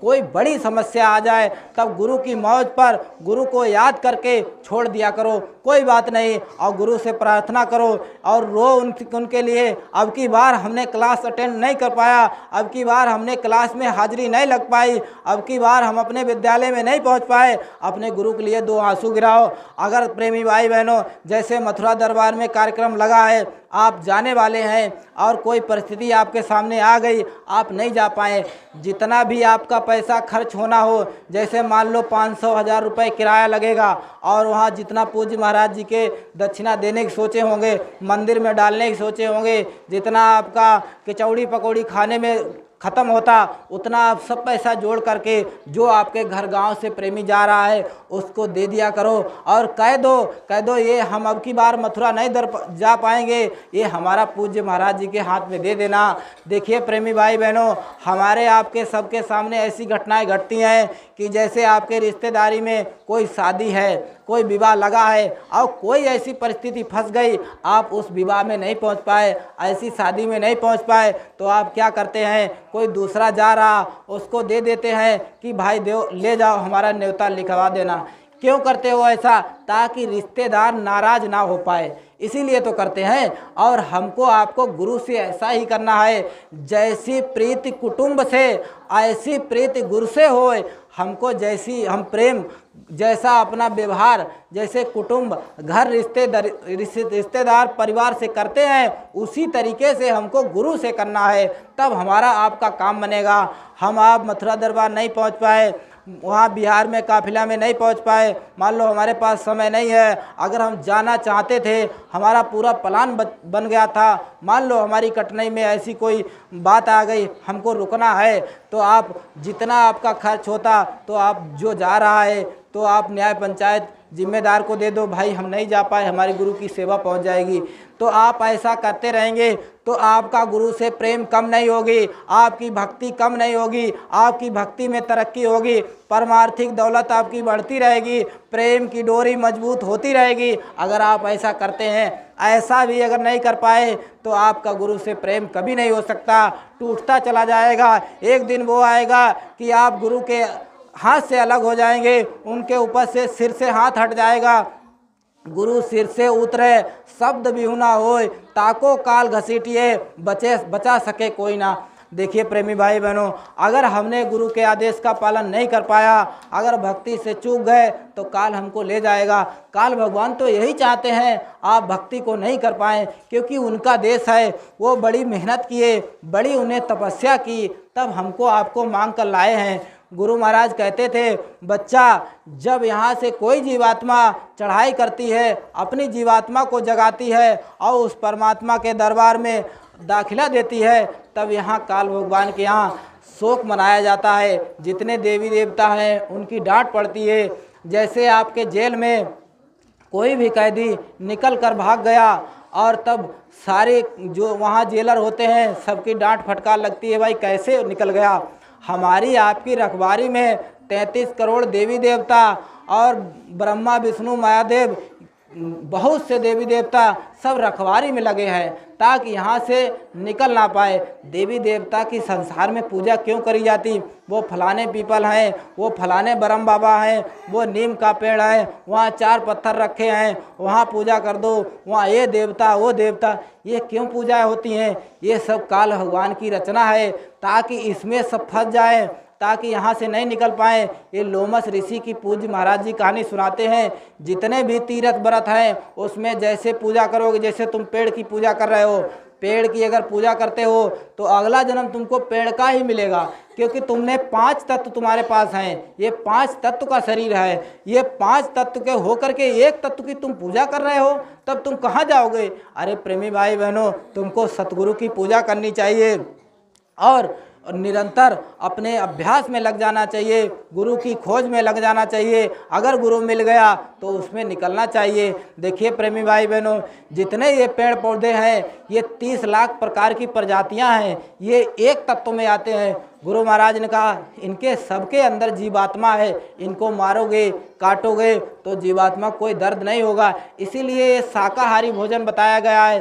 तभी कहा पेड़ पौधे, फल फूल, सूखे गीले, मेवा मिश्री, बहुत से खाने पीने के लिए आपके बनाए गए हैं। शुद्ध शाकाहारी भोजन करिए, आप निरंतर करिए। उनके लिए गुरु महाराज यहाँ तक की कहते थे तुम 100 गिलास दूध पियो, भोजन करो, फल खाओ, जितना पचा सको खाओ, लेकिन मांसाहारी का सेवन मत करना, उसका अदला बदला देना पड़ेगा, उसका भारी कर्म दोष लगेगा। एक तत्व के प्राणी को आप इनको मारेंगे काटेंगे कोई पाप नहीं, आपके लिए ही बनाए गए हैं, खाने पीने के लिए बनाए गए हैं।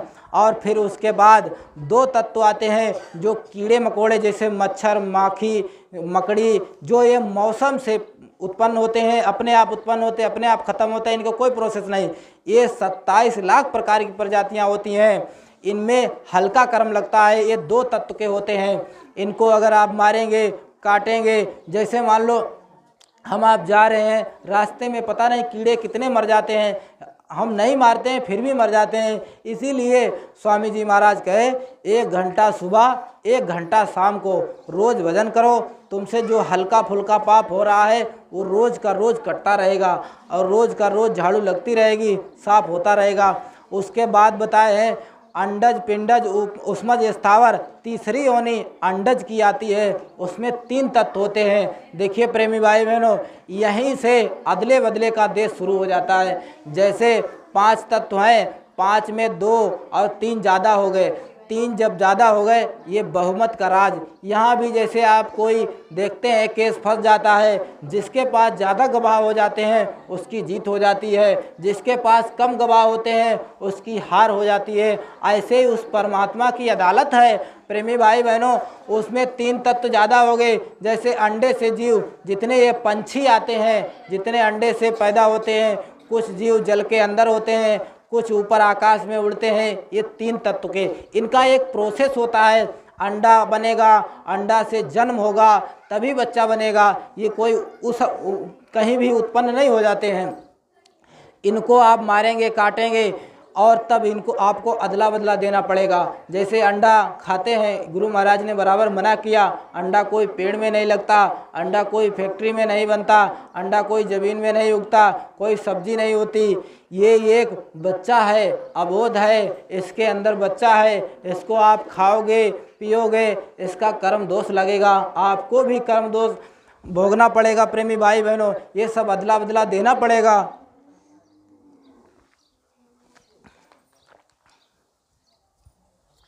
देखिए प्रेमी भाई बहनों, कितना बड़ा दोष लगता है। एक साधारण अगर मनुष्य की आप हत्या कर देते हैं तो 100 गायों के बराबर आपको दोष लगता है। एक अगर मनुष्य को मार दिए तो 100 गायों का पाप चढ़ गया आपके ऊपर, और एक ब्राह्मण को मार दिया तो 100 मनुष्य के बराबर पाप लग गया। अगर एक स्त्री को मार दिए तो 100 ब्राह्मण का दोष लग गया। अगर एक बालक को मार दिया, अबोध बालक को, तो 100 स्त्री के बराबर आपको दोष लग गया। देखिए प्रेमी भाई बहनों, बहुत बड़ी सजाएं मिलती हैं। हम लोग क्या करते हैं, किसी को मारने की सोच लेते हैं, बहुत बड़ी सजाएं मिलती हैं। गुरु महाराज कहते थे बच्चा इनकी सज़ा नरकों में मिलती है और फिर उसके बाद 84 में मिलती है। इससे कोई भी छूट नहीं सकता। इतना बड़ा चक्र है, इतना जटिल है, इससे कोई निकल ही नहीं सकता। ये सिर्फ और सिर्फ सतगुरु इससे निकाल सकते हैं। सतगुरु हमको आपको लेने आते हैं, इसीलिए वो बराबर निरंतर कोई न कोई उपाय बताते रहते हैं, ये कर लो ये कर लो, ताकि हम उनकी बात को मानते रहेंगे तो वो देखेंगे ये बच्चा हमारी बराबर बात मान रहा है और इसको निकाल दिया जाए। तो जब वहाँ देखा जाता है कौन बच्चा पवित्र हो गया। देखिए प्रेमी भाई बहनों, हमको आपको शब्द जो होता है वो तौलता रहता है, बराबर नापता रहता है। भाई कब इसके जो पात्र बन गया, कब हम इसको उठा लें, वो शब्द चैतन्य है। गुरु महाराज अपने सत्संग में सुनाया करते थे कि बच्चा हमारे आपके अंदर वो शब्द बराबर गूंज रहा है, वो शब्द रोज बढ़ता है। बिना बजाए निस्दिन बाजे, घंटा शंख नगारी रे, बहिरा सुन सुन मस्त होता है, तन की सुधी बिसारी रे। वो निरंतर बज रहा है लेकिन हमको सुनाई क्यों नहीं दे रहा? हमारे आपके ऊपर पर्दा पड़ा हुआ है। पर्दा जब हट जाएगा तब वो शब्द सुनाई देने लगेगा।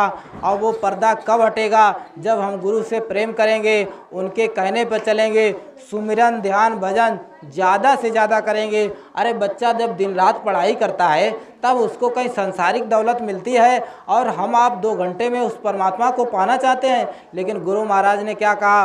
बच्चा अगर तुमको परमात्मा को पाना है तो आपको मेहनत करनी होगी। ये 2 घंटा सुबह और शाम क्यों कहा? ये रास्ते पे लगाने के लिए। ये आपकी क्लास है, ये स्कूल अटेंडेंस है, ये रोज़ की क्लास है, ताकि सुबह शाम आप अटेंडेंस लगा दो। अगर आपको उस परमात्मा को पाना है, उसका दर्शन दीदार करना है, उसके घर जाना है, देवी देवताओं के दर्शन करना है, तब आपको मेहनत करनी पड़ेगी। थोड़ी बहुत मेहनत नहीं, उसके लिए रोना पड़ेगा। गुरु महाराज कहते थे बच्चा 18-18 घंटे, 20-20, 22-22 घंटे मैं रोता था और उसकी याद में तब वो परमात्मा मिला है। ऐसे थोड़ो परमात्मा मिल जाता है। ऐसे अगर परमात्मा मिल जाए तो सब कोई दुनिया में उस परमात्मा को पाले, कोई इससे वंचित ना रहेगा। हंसियाँ से कंत न पाइयाँ, जिन पाइयाँ तिन रोए, हंसे खेले पीऊ मिले तो कौन दुआगिन होए। अगर वो हंसने खेल से ऐसे मिल जाता, हम लोग दिन भर कहीं 4 आदमी बैठ गए, अब हमारा कोई काम नहीं, दोपहरी में सब लोग बैठते हैं 2-4 घंटे तक, अपना समय हंसी ठिठोली इधर उधर की बात में सब खत्म कर देते हैं। उसका कोई लाभ नहीं मिलता, उसका भारी दोष लगता है। हमको आपको क्या करना चाहिए? अगर मान लो हमारे पास 1 घंटा 2 घंटा दोपहरी में समय बचा है तो हमको क्या करना चाहिए? अगर हमारा गुरु भाई आपस में हम नहीं मिल पाए, हमारा गुरु भाई दूर है, तो आप अपने खेत में चले जाइए, अपने कहीं भी एकांत में, आपके गांव में बहुत जगह हैं जहां कोई ना पहुंचे, वहां अपना भजन करिए, शांति में अपने प्रभु को याद करिए। और हमारा आपका काम क्या? मनुष्य शरीर का सिर्फ और सिर्फ एक काम है, सिर्फ और सिर्फ उस गुरु को पाना, उस परमात्मा को पाना और उसकी सेवा करना, उसके प्रेम को मजबूत करना। अगर हमने सुमिरन ध्यान भजन कर लिया तो हमारा कोई भी बाल बांका नहीं होगा। गुरु महाराज कहते थे बच्चा जब तुम प्रचार करते रहोगे, सुमिरन ध्यान भजन करते रहोगे, आदेश का पालन करते रहोगे, गुरु से प्रेम तुम्हारा दृढ़ होगा, आगे आफत आएगी तुम्हारे बगल से गुजर जाएगी लेकिन तुमको कोई हानि नहीं होगी। देखिए प्रेमी भाई बहनों, ये नेपाल की धरती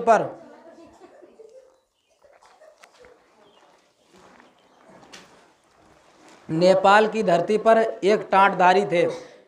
वो उनका नियम था कि संडे को एक पंचर साइकिल की दुकान जोड़ते थे, दुकान रखते थे, पंचर जोड़ते थे और वो अकेले ही थे अपने इलाके में। तो उनका नियम था संडे को कोई प्रचार में जाए या ना जाए, अपनी साइकिल उठाकर अपनी दुकान बंद करके निरंतर रोज़ प्रचार, अपना जितना उनकी क्षमता थी प्रचार करके आ जाते थे। और दोनों टाइम नियम से सुमिरन ध्यान भजन करते थे, नियम से अपनी दुकान खोलते थे, बंद करते थे। और वहाँ पर मांस बहुत भारी मात्रा में बिकता था जहाँ वो प्रचार करते थे। लोग उनको देखकर हंसते थे, खिल्लियाँ उड़ाया करते थे, कहते थे देखो ये पागल, ये बताइए शाकाहारी का प्रचार कर रहा है, यहाँ कोई बात मानने वाला है? यहाँ सब मांस मछली खाने वाले हैं। अरे आप लोग भी जब प्रचार करने जाते होंगे तब लोग, बहुत से लोग हंसी उड़ाते होंगे, देखिए जब बाबा जय गुरुदेव वाले तो पागल ही हो गए, ये इतने दिन से प्रचार कर रहे हैं, इन्हें 50 साल प्रचार करते हो गया, अभी तक कोई परिवर्तन नहीं हुआ, अभी तक सतयुग नहीं आया। इस तरीके से लोग अनाप शनाप बोलते हैं क्योंकि उनको ज्ञान नहीं, उनकी गलती नहीं है। वो जब समझ जाएंगे तब वो कहने लगेंगे। अरे हमको अब कई प्रेमी जो संसारी हैं वो कहे भाई तुम्हारे बाबा जय गुरुदेव की हम भविष्यवाणी सुने थे, बीमारियां आएंगी, देखो कोरोना आए, कोरोना में बहुत से लोग सुधर गए और वो शाकाहारी हो गए, उनको ये सुनने को मिला भाई ये बाबा जय गुरुदेव की भविष्यवाणी सत्य हो गई। आज सब भविष्यवाणी सत्य होंगे, हो जाएंगी, संत वचन पलटे ना आए, पलट जाए ब्रह्मांड, गुरु की बात कभी इधर उधर होने वाली नहीं। गुरु महाराज कहते थे बच्चा ये सूरज पश्चिम से निकलने लगे, धरती आकाश में चली जाए, आकाश जमीन पर आ जाए, लेकिन हमारी बात इधर से उधर नहीं होने वाली। गुरु महाराज की बात सभी सत्य होंगी, सभी घटनाएं होंगी, भले थोड़ी देर अबेर हो जाए, लेकिन उनको जो समय मालूम है वो निश्चित समय है। अरे बहुत से प्रेमी भाई बहन एक गलती भी करते हैं, भविष्यवाणियाँ भी कर देते हैं।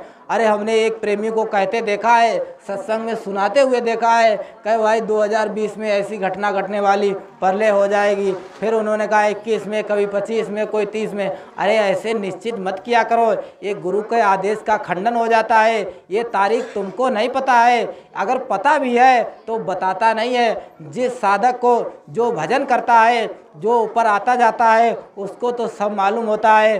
अरे प्रेमी भाई बहनों, अगर तुमने बता दिया तो खंडन हो जाता है। ये गुरु तारीख बताएंगे। गुरु महाराज कहते थे ये बच्चा तारीख किसी को नहीं पता है, ये जब मालिक की दया होगी तब आपको बताई जाएगी। भूकंप आएगा 10 दिन पहले आपको सूचित किया जाएगा। अब वो करेंगे या ना करेंगे उनकी मर्जी है, आपको सब पहले ही आगाह कर दिया गया, सचेत कर दिया गया। आप सुमिरन ध्यान ज़्यादा से ज़्यादा करते रहिए, सुमिरन ध्यान भजन पर बैठते रहिए, नए लोगों को समझाते रहिए, अपना प्रचार करते रहिए, गुरु से प्रेम मजबूत करते रहिए और मथुरा जाते आते रहिए। देखिए प्रेमी भाई बहनों, बहुत से प्रेमी भाई बहन मथुरा आना जाना छोड़ दिए। हमारे पास बहुत प्रेमी भाई बहन फ़ोन करते हैं, कहते थे भाई जब से गुरु महाराज गए तब से हम आज तक गए ही नहीं। 2012 से नहीं गए, कोई 10 से नहीं गया, 2005 से नहीं गया। अरे गुरु दरबार को अगर छोड़ दोगे तो भारी दोष लगेगा। गुरु का दर्शन रोज़ करना चाहिए। अगर रोज़ ना कर पाओ तो महीने में कर लो, महीने में ना कर पाओ तो साल भर में कर लो, साल भर में भी नहीं कर पाए तो गुरु महाराज कहते थे, पूज्य महाराज जी अपने सत्संग में सुनाते हैं कि बरस दरस कर ना सको ताको लागे दोष। बड़ा भारी दोष लग जाता अगर अपने गुरु दरबार के दर्शन नहीं कर पाओगे।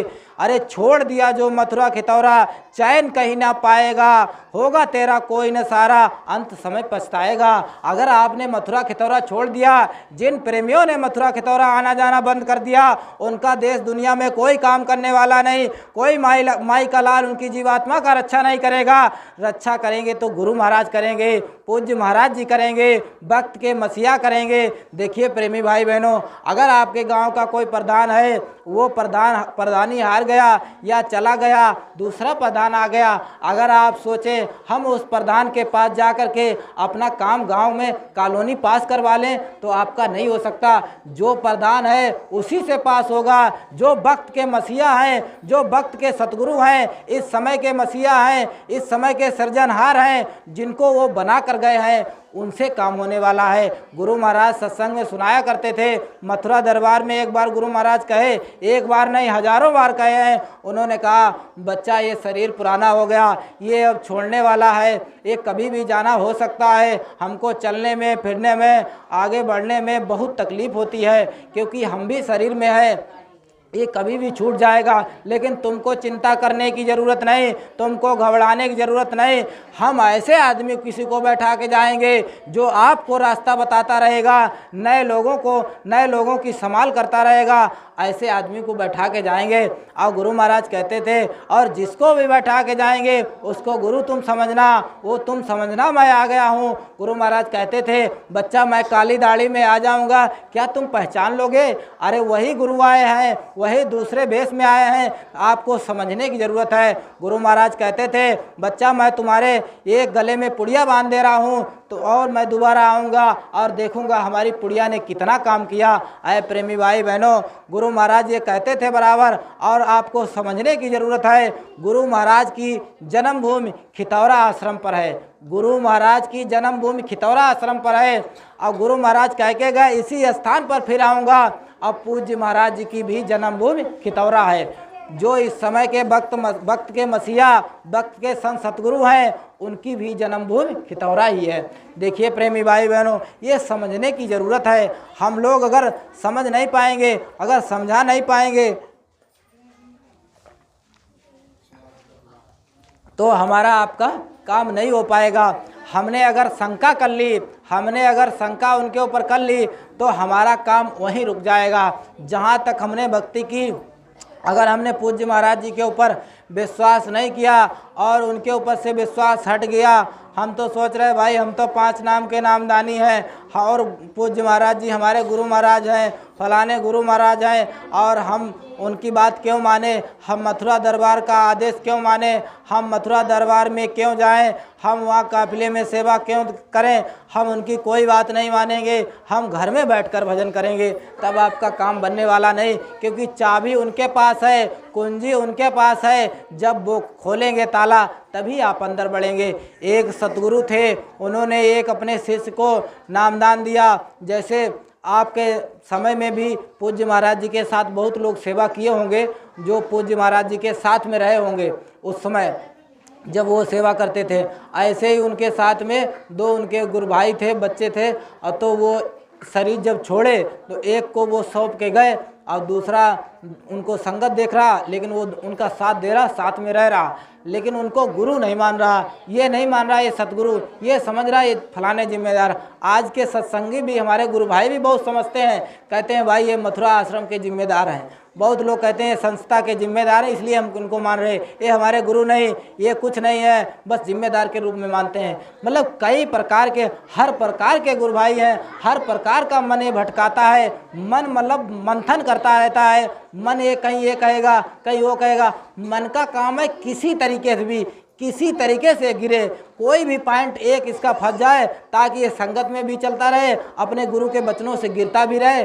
हम जब इनका शरीर छूटेंगे तो काल इनको झपेट लेगा, ये सिस्टम उसका बना है। गुरु महाराज कहते थे बच्चा संगत में भी काल ने अपने जीव भेजे हैं। गुरु महाराज कहते थे काल ने टाट भी पहन रखा है, जो गुरु की बात को ना माने और जो टाट पहन के उतार दे तो उसकी बात को मत मानना। ये गुरु महाराज के शब्द थे, गुरु महाराज बराबर बताया करते थे। आज हम आप देख रहे हैं गुरु के काम को जो नहीं करता है, गुरु की बात को काट देता है, तो समझ लीजिए मन का काम करिए, उसको प्रेम से समझाइए, ना कि उससे घृणा नहीं करना है। जैसे कोई गुरु की बात को नहीं मान पा रहा है, कोई अपने मनमुखी से चल रहा है, उससे घृणा नहीं करना, उससे दूरी नहीं बनाना, बस ये उसको समझाना भाई साहब ये तुम गलत काम करते हो, ये हमारे गुरु के आदेश के खिलाफ है। आप इस तरीके से प्रेमी से प्रेमी मिले, गुरु भक्ति दृढ़ होए। हम अगर उसको समझाते बुझाते रहें, हो सकता है मालिक की दया हो जाए, हो सकता है उनकी दया हो जाए, कभी वो भी बदल जाए। हम लोगों को समझाने की ज़रूरत है, ना कि दूरी बनाने की ज़रूरत है। अगर ऐसा लगता है कोई प्रेमी है बराबर ऐसे उल्टे सीधे बात करता है और वो अपनी बातों से नीचे नहीं उतरता है, और आपको लगता है कि हमारा उसमें नुकसान होने लगा है, हम गिरने लगे हैं, तब आप दूरी बना सकते हैं। जब तक आपको लगता रहे हमारा नुकसान नहीं हो रहा है, उसको समझाने में लगे हैं, तब तक आप कोशिश करते रहिए। लेकिन आपको लगने लगे अब हम गिर जाएंगे, इसकी बातों में आ जाएंगे, तब उससे आप दूरी बना सकते हैं। यानी अब गुरु की अपनी बात को मानने के लिए उससे आप दूर हो सकते हैं। मनमुखी से लोगों से दूर जब हो जाएंगे तभी ठीक रहेगा। देखिए प्रेमी भाई बहनों, जब गुरु से प्रेम हो जाता है तब आपको कोई मनमुखी नहीं दिखेगा, कोई काल का दूत नहीं दिखेगा। जब हमारा आपका गुरु से प्रेम दृढ़ हो जाएगा, हम लोग जब गुरु की बातों में लीन हो जाएंगे, उनके आदेश पर जब चलने लगेंगे बराबर और उनसे प्रेम मजबूत हो जाएगा, तब हमको किसी की कमी दिखेगी नहीं, हमें सब अच्छे लगेंगे। क्योंकि सबके अंदर जीवात्मा बैठी है, सबके अंदर परमात्मा का वास है। गुरु महाराज कहते थे कि बच्चा तुमको फिर कोई दोषी नहीं नजर आएगा, सिर्फ और सिर्फ अपने आप को दोषी ठहराओगे। यही मन कहेगा भाई हमारे अंदर ये कमी आ गई, हमको ये करना चाहिए और ये नहीं करना चाहिए। ये कब होता है? जब हमारे अंदर पूरी तरीके से भक्ति उतर जाती है, पूरी तरीके से हम गुरु के आदेश पर जब चलने लगते हैं, उनसे प्रेम मजबूत हो जाता है, प्रेम दृढ़ हो जाता है, और हमारी भक्ति जब पकने लगती है, तब हमको ऐसा लगता है संसार में किसी के अंदर कमी नहीं है, कोई दोषी नहीं है, कोई काल का दूत नहीं है। अरे काल का दूत कौन है? हमारे आपके अंदर बैठा है, मन है काल का दूत। अरे मन जब मन के कहे चलने लगेंगे, एक राजा था ऐसे ही जा रहा था, उसको सब दंडवत प्रणाम कर रहे थे। एक महात्मा जी उसी के राज्य में थे और वो दंडवत प्रणाम उसको नहीं किए और उसको कुछ नहीं प्रणाम किए, तो वो गुस्सा गया, मंत्री से बोला ये महात्मा हमको प्रणाम क्यों नहीं कर रहा है? ये हमारे राज्य में खा रहा और यहाँ रह रहा है और हमको प्रणाम नहीं कर रहा है। तब उन्होंने कहा इसको बुलाओ। तो उन्होंने महात्मा ने क्या जवाब दिया, अरे मैं तुमको प्रणाम क्यों करूं, तू तो मेरे गुलाम का गुलाम है। तो राजा और अहंकार में आ गया, कहने लगा हमारा राज्य है पूरा और बताइए हमारे गुलाम तो सब हैं, अब ये कहता है तू मेरे गुलाम का गुलाम है। तब उसने क्या जवाब दिया, उसने कहा तू मेरे गुलाम का गुलाम है, हम अपने गुलाम के गुलाम को क्यों प्रणाम करूं, क्यों दंडवत नमन करूं, अरे गुलाम को तो हमको प्रणाम करना चाहिए। तब उन्होंने कहा कैसे, तब उसने तलवार निकाल ली, उसने कहा मार देंगे। अरे मारोगे क्यों, जब तू गुलाम का गुलाम है तू मार ही नहीं पाएगा। तब उन्होंने कहा कैसे, तब उन्हें कहा तू क्या करता है। तो राजा ने कहा मेरा जो मन कहता है वो मैं करता हूँ। तो महात्मा जी ने कहा जो मैं कहता हूँ मेरा मन करता है। अरे प्रेमी भाई बहनों, महात्मा के गुलाम मन होते हैं और मन के गुलाम हम सभी हैं। अगर हम मन को अपना गुलाम बना लें तो हमारा आपका काम बन जाएगा। गुरु महाराज कहते थे बच्चा तुम मन को गुलाम बनाने का कोशिश करो। उन्होंने हमको आपको विधि बताई है कैसे मन को गुलाम बनाया जाएगा, कैसे मन को सुधारा जाएगा। जो नए प्रेमी भाई बहन हैं, जिन्होंने अभी तक नामदान नहीं लिया, जो अभी तक मथुरा दरबार में नहीं गए, जो संत सतगुरु के बारे में नहीं जानते हैं, जो अच्छा बुरा नहीं जानते हैं, क्या गलत है क्या अच्छा है, कहाँ जाना कहाँ से आए, आप लोग मथुरा चलिए। आप सबसे हमारी हाथ जोड़कर प्रार्थना है कि आप मथुरा चलिए और सतगुरु के दर्शन करिए। वहाँ 17 मई से 21 मई कार्यक्रम मनाया जाएगा और 19 मई को पूज्य हुजूर महाराज जी का सुबह 5 बजे से सत्संग होगा और उस सत्संग में गोता लगाइए और नामदान लीजिए और अपने घर में बैठकर करिए। आपको कुछ छोड़ने की ज़रूरत नहीं है।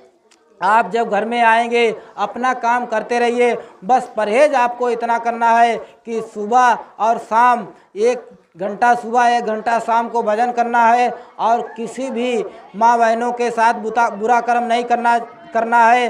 अपने नियम संयम से रहना है। इन कर्मों की माफ़ी नहीं होती है, इनकी सबकी सज़ा बड़ी मिलती है।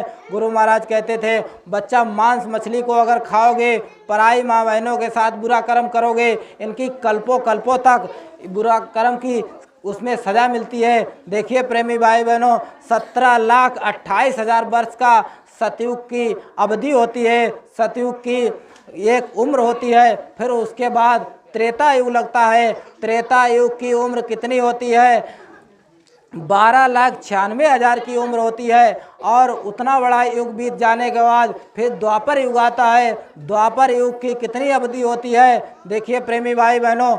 और सतयुग में मनुष्य की उम्र 1 लाख वर्ष होता है।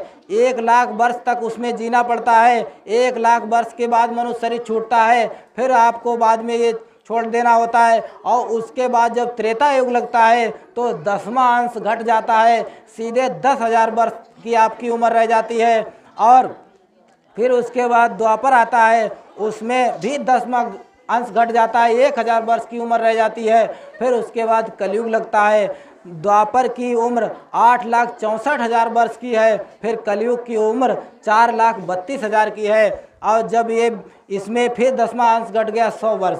अब 100 वर्ष में भी इतनी बीमारियां, इतने प्रदूषण, इतनी गंदगी भरी हुई है, वो 50-60 साल में ही आदमी चला जाता है। 50-60 साल में ही बूढ़े हो जाते हैं और ख़त्म हो जाते हैं। देखिए प्रेमी भाई बहनों, ये वातावरण अशुद्ध के कारण होता है। और ये चारों युग जब बीत जाते हैं तो एक 43,20,000 लगभग बनता है। उसके बाद एक चौकड़ी बनती है। ये चारों युग बीत जाने के बाद इतना लंबा सर्कल चलता है, फिर एक चौकड़ी बनती है। और 1,000 जब चौकड़ी बीत जाती हैं तब एक कल्प बनता है। आए प्रेमी भाई बहनों, जो हम आप बुरा कर्म कर रहे, मांस को खा रहे, बेविचार को कर रहे, चोरी कर रहे, डकैती कर रहे, झूठी गवाही दे रहे, झूठी गवाही दे कर के लोगों को फांस रहे, लोगों को जेल में भेज दिए, लोगों के कत्ल करवा दिए, इनकी एक एक कल्प एक एक नरक में डाल के यातना दी जाती है। पूज्य महाराज जी सत्संग में सुनाते हैं। और नरक कैसे होते हैं, उनमें लोहे से खंभे धधक धधक कर लाल हो रहे और उसी में जीव को चिपटा दिया जाता है। लो के खम्भ तपत के माही, जहाँ जीव ले चिपटाएं, अरे वहाँ चिपटाया जाता। 1-2 दिन के लिए नहीं, लाखों लाख वर्ष करोड़ों करोड़ों वर्ष तक एक एक नरक में रखा जाता है। फिर उसके बाद सीधे मनुष्य शरीर नहीं मिलता है। गुरु महाराज कहते थे फिर कहाँ जाना पड़ता है। देखिए प्रेमी भाई बहनों, अवसर, गोल्डन चांस, इतना सुनहरा अवसर हमको आपको मिला है भजन करने के लिए, परमात्मा को पाने के लिए। अरे परमात्मा का कभी कभी शुक्रिया अदा किया करिए। पूज्य महाराज जी अपने सत्संग में सुनाते हैं कि परमात्मा का कभी कभी शुक्रिया अदा कर दिया करिए। हे परमात्मा तेरा लाख लाख शुक्र जो तूने हमको खाने के लिए भोजन दे दिया, आधी दुनिया भूखों मर रही है। हे परमात्मा तेरा लाख लाख शुक्र जो तूने पहनने के लिए हमको कपड़ा दिया, आधी दुनिया नंगे घूम रही। हे परमात्मा तेरा लाख लाख शुक्र जो तूने हमको रहने के लिए झोपड़ा दिया, आधी दुनिया फुटपाथ पर सो रही है। ये परमात्मा का शुक्रिया अदा किया करो, अपने गुरु को नमन किया करो, उसको याद किया करो। और शाम को रोज देखिए प्रेमी भाई बहनों, जब खा पी कर जब शाम को सोने जाते हो तब आप 10 मिनट बैठकर विचार किया करें। विचार क्या आपको करना है,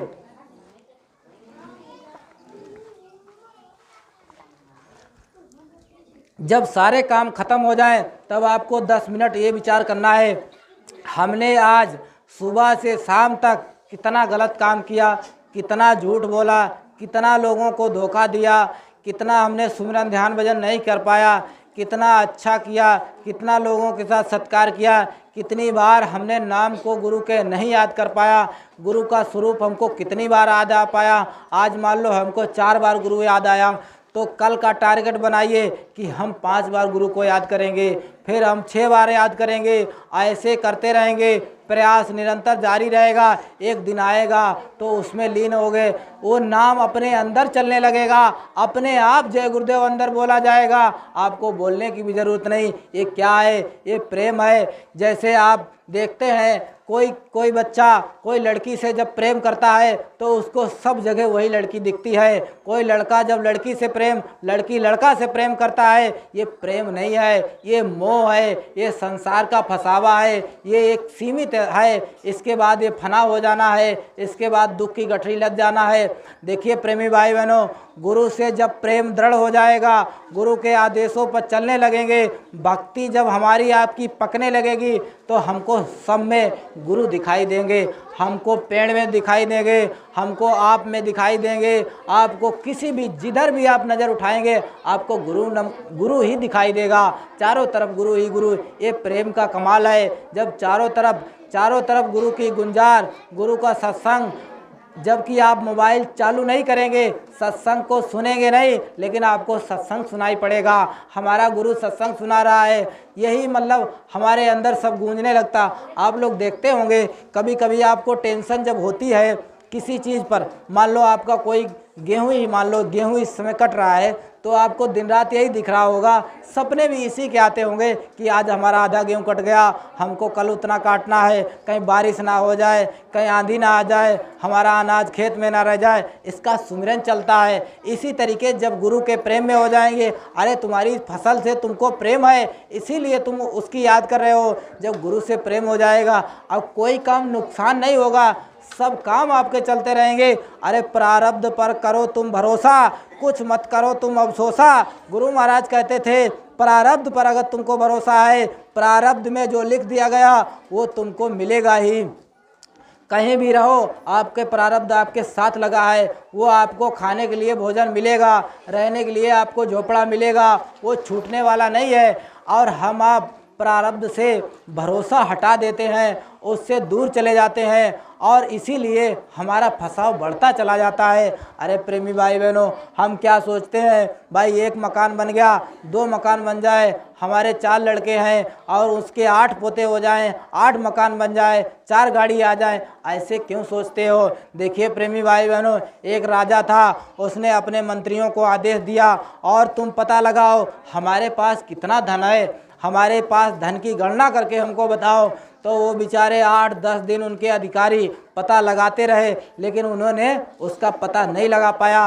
उन्होंने एक विचार अपनी समिति बैठाई, जितने भी अधिकारी थे आपस में चर्चा कर लिए कि भाई देखो पता नहीं लगा पा रहे हैं, लेकिन एक अनुमान लगाते हैं। अनुमान उन्होंने लगाया कि हम लोग अनुमान लगाते हैं राजा जैसे इस समय है, ये राजा इस समय कोई विकास ना करे, इस तरीके से अगर चलता रहे, इसकी 7 पीढ़ी बैठकर मतलब खा सकती हैं, इनको कुछ ना विकास करे, इसी विकास में 7 पीढ़ी बैठकर खा सकेंगी। तो उन्होंने सोचा, राजा को बताया सबने मिलकर, कहे भाई आपकी 7 पीढ़ी बैठकर खा सकती हैं। अब राजा क्या चिंता कर रहा है, अरे भाई हमारी 8वीं पीढ़ी आएगी, वो कैसे खाएगी और कहाँ रहेगी। अरे प्रेमी भाई बहनों, ये हमारे आपके अंदर कमी है, हम आगे का क्यों सोचते हैं।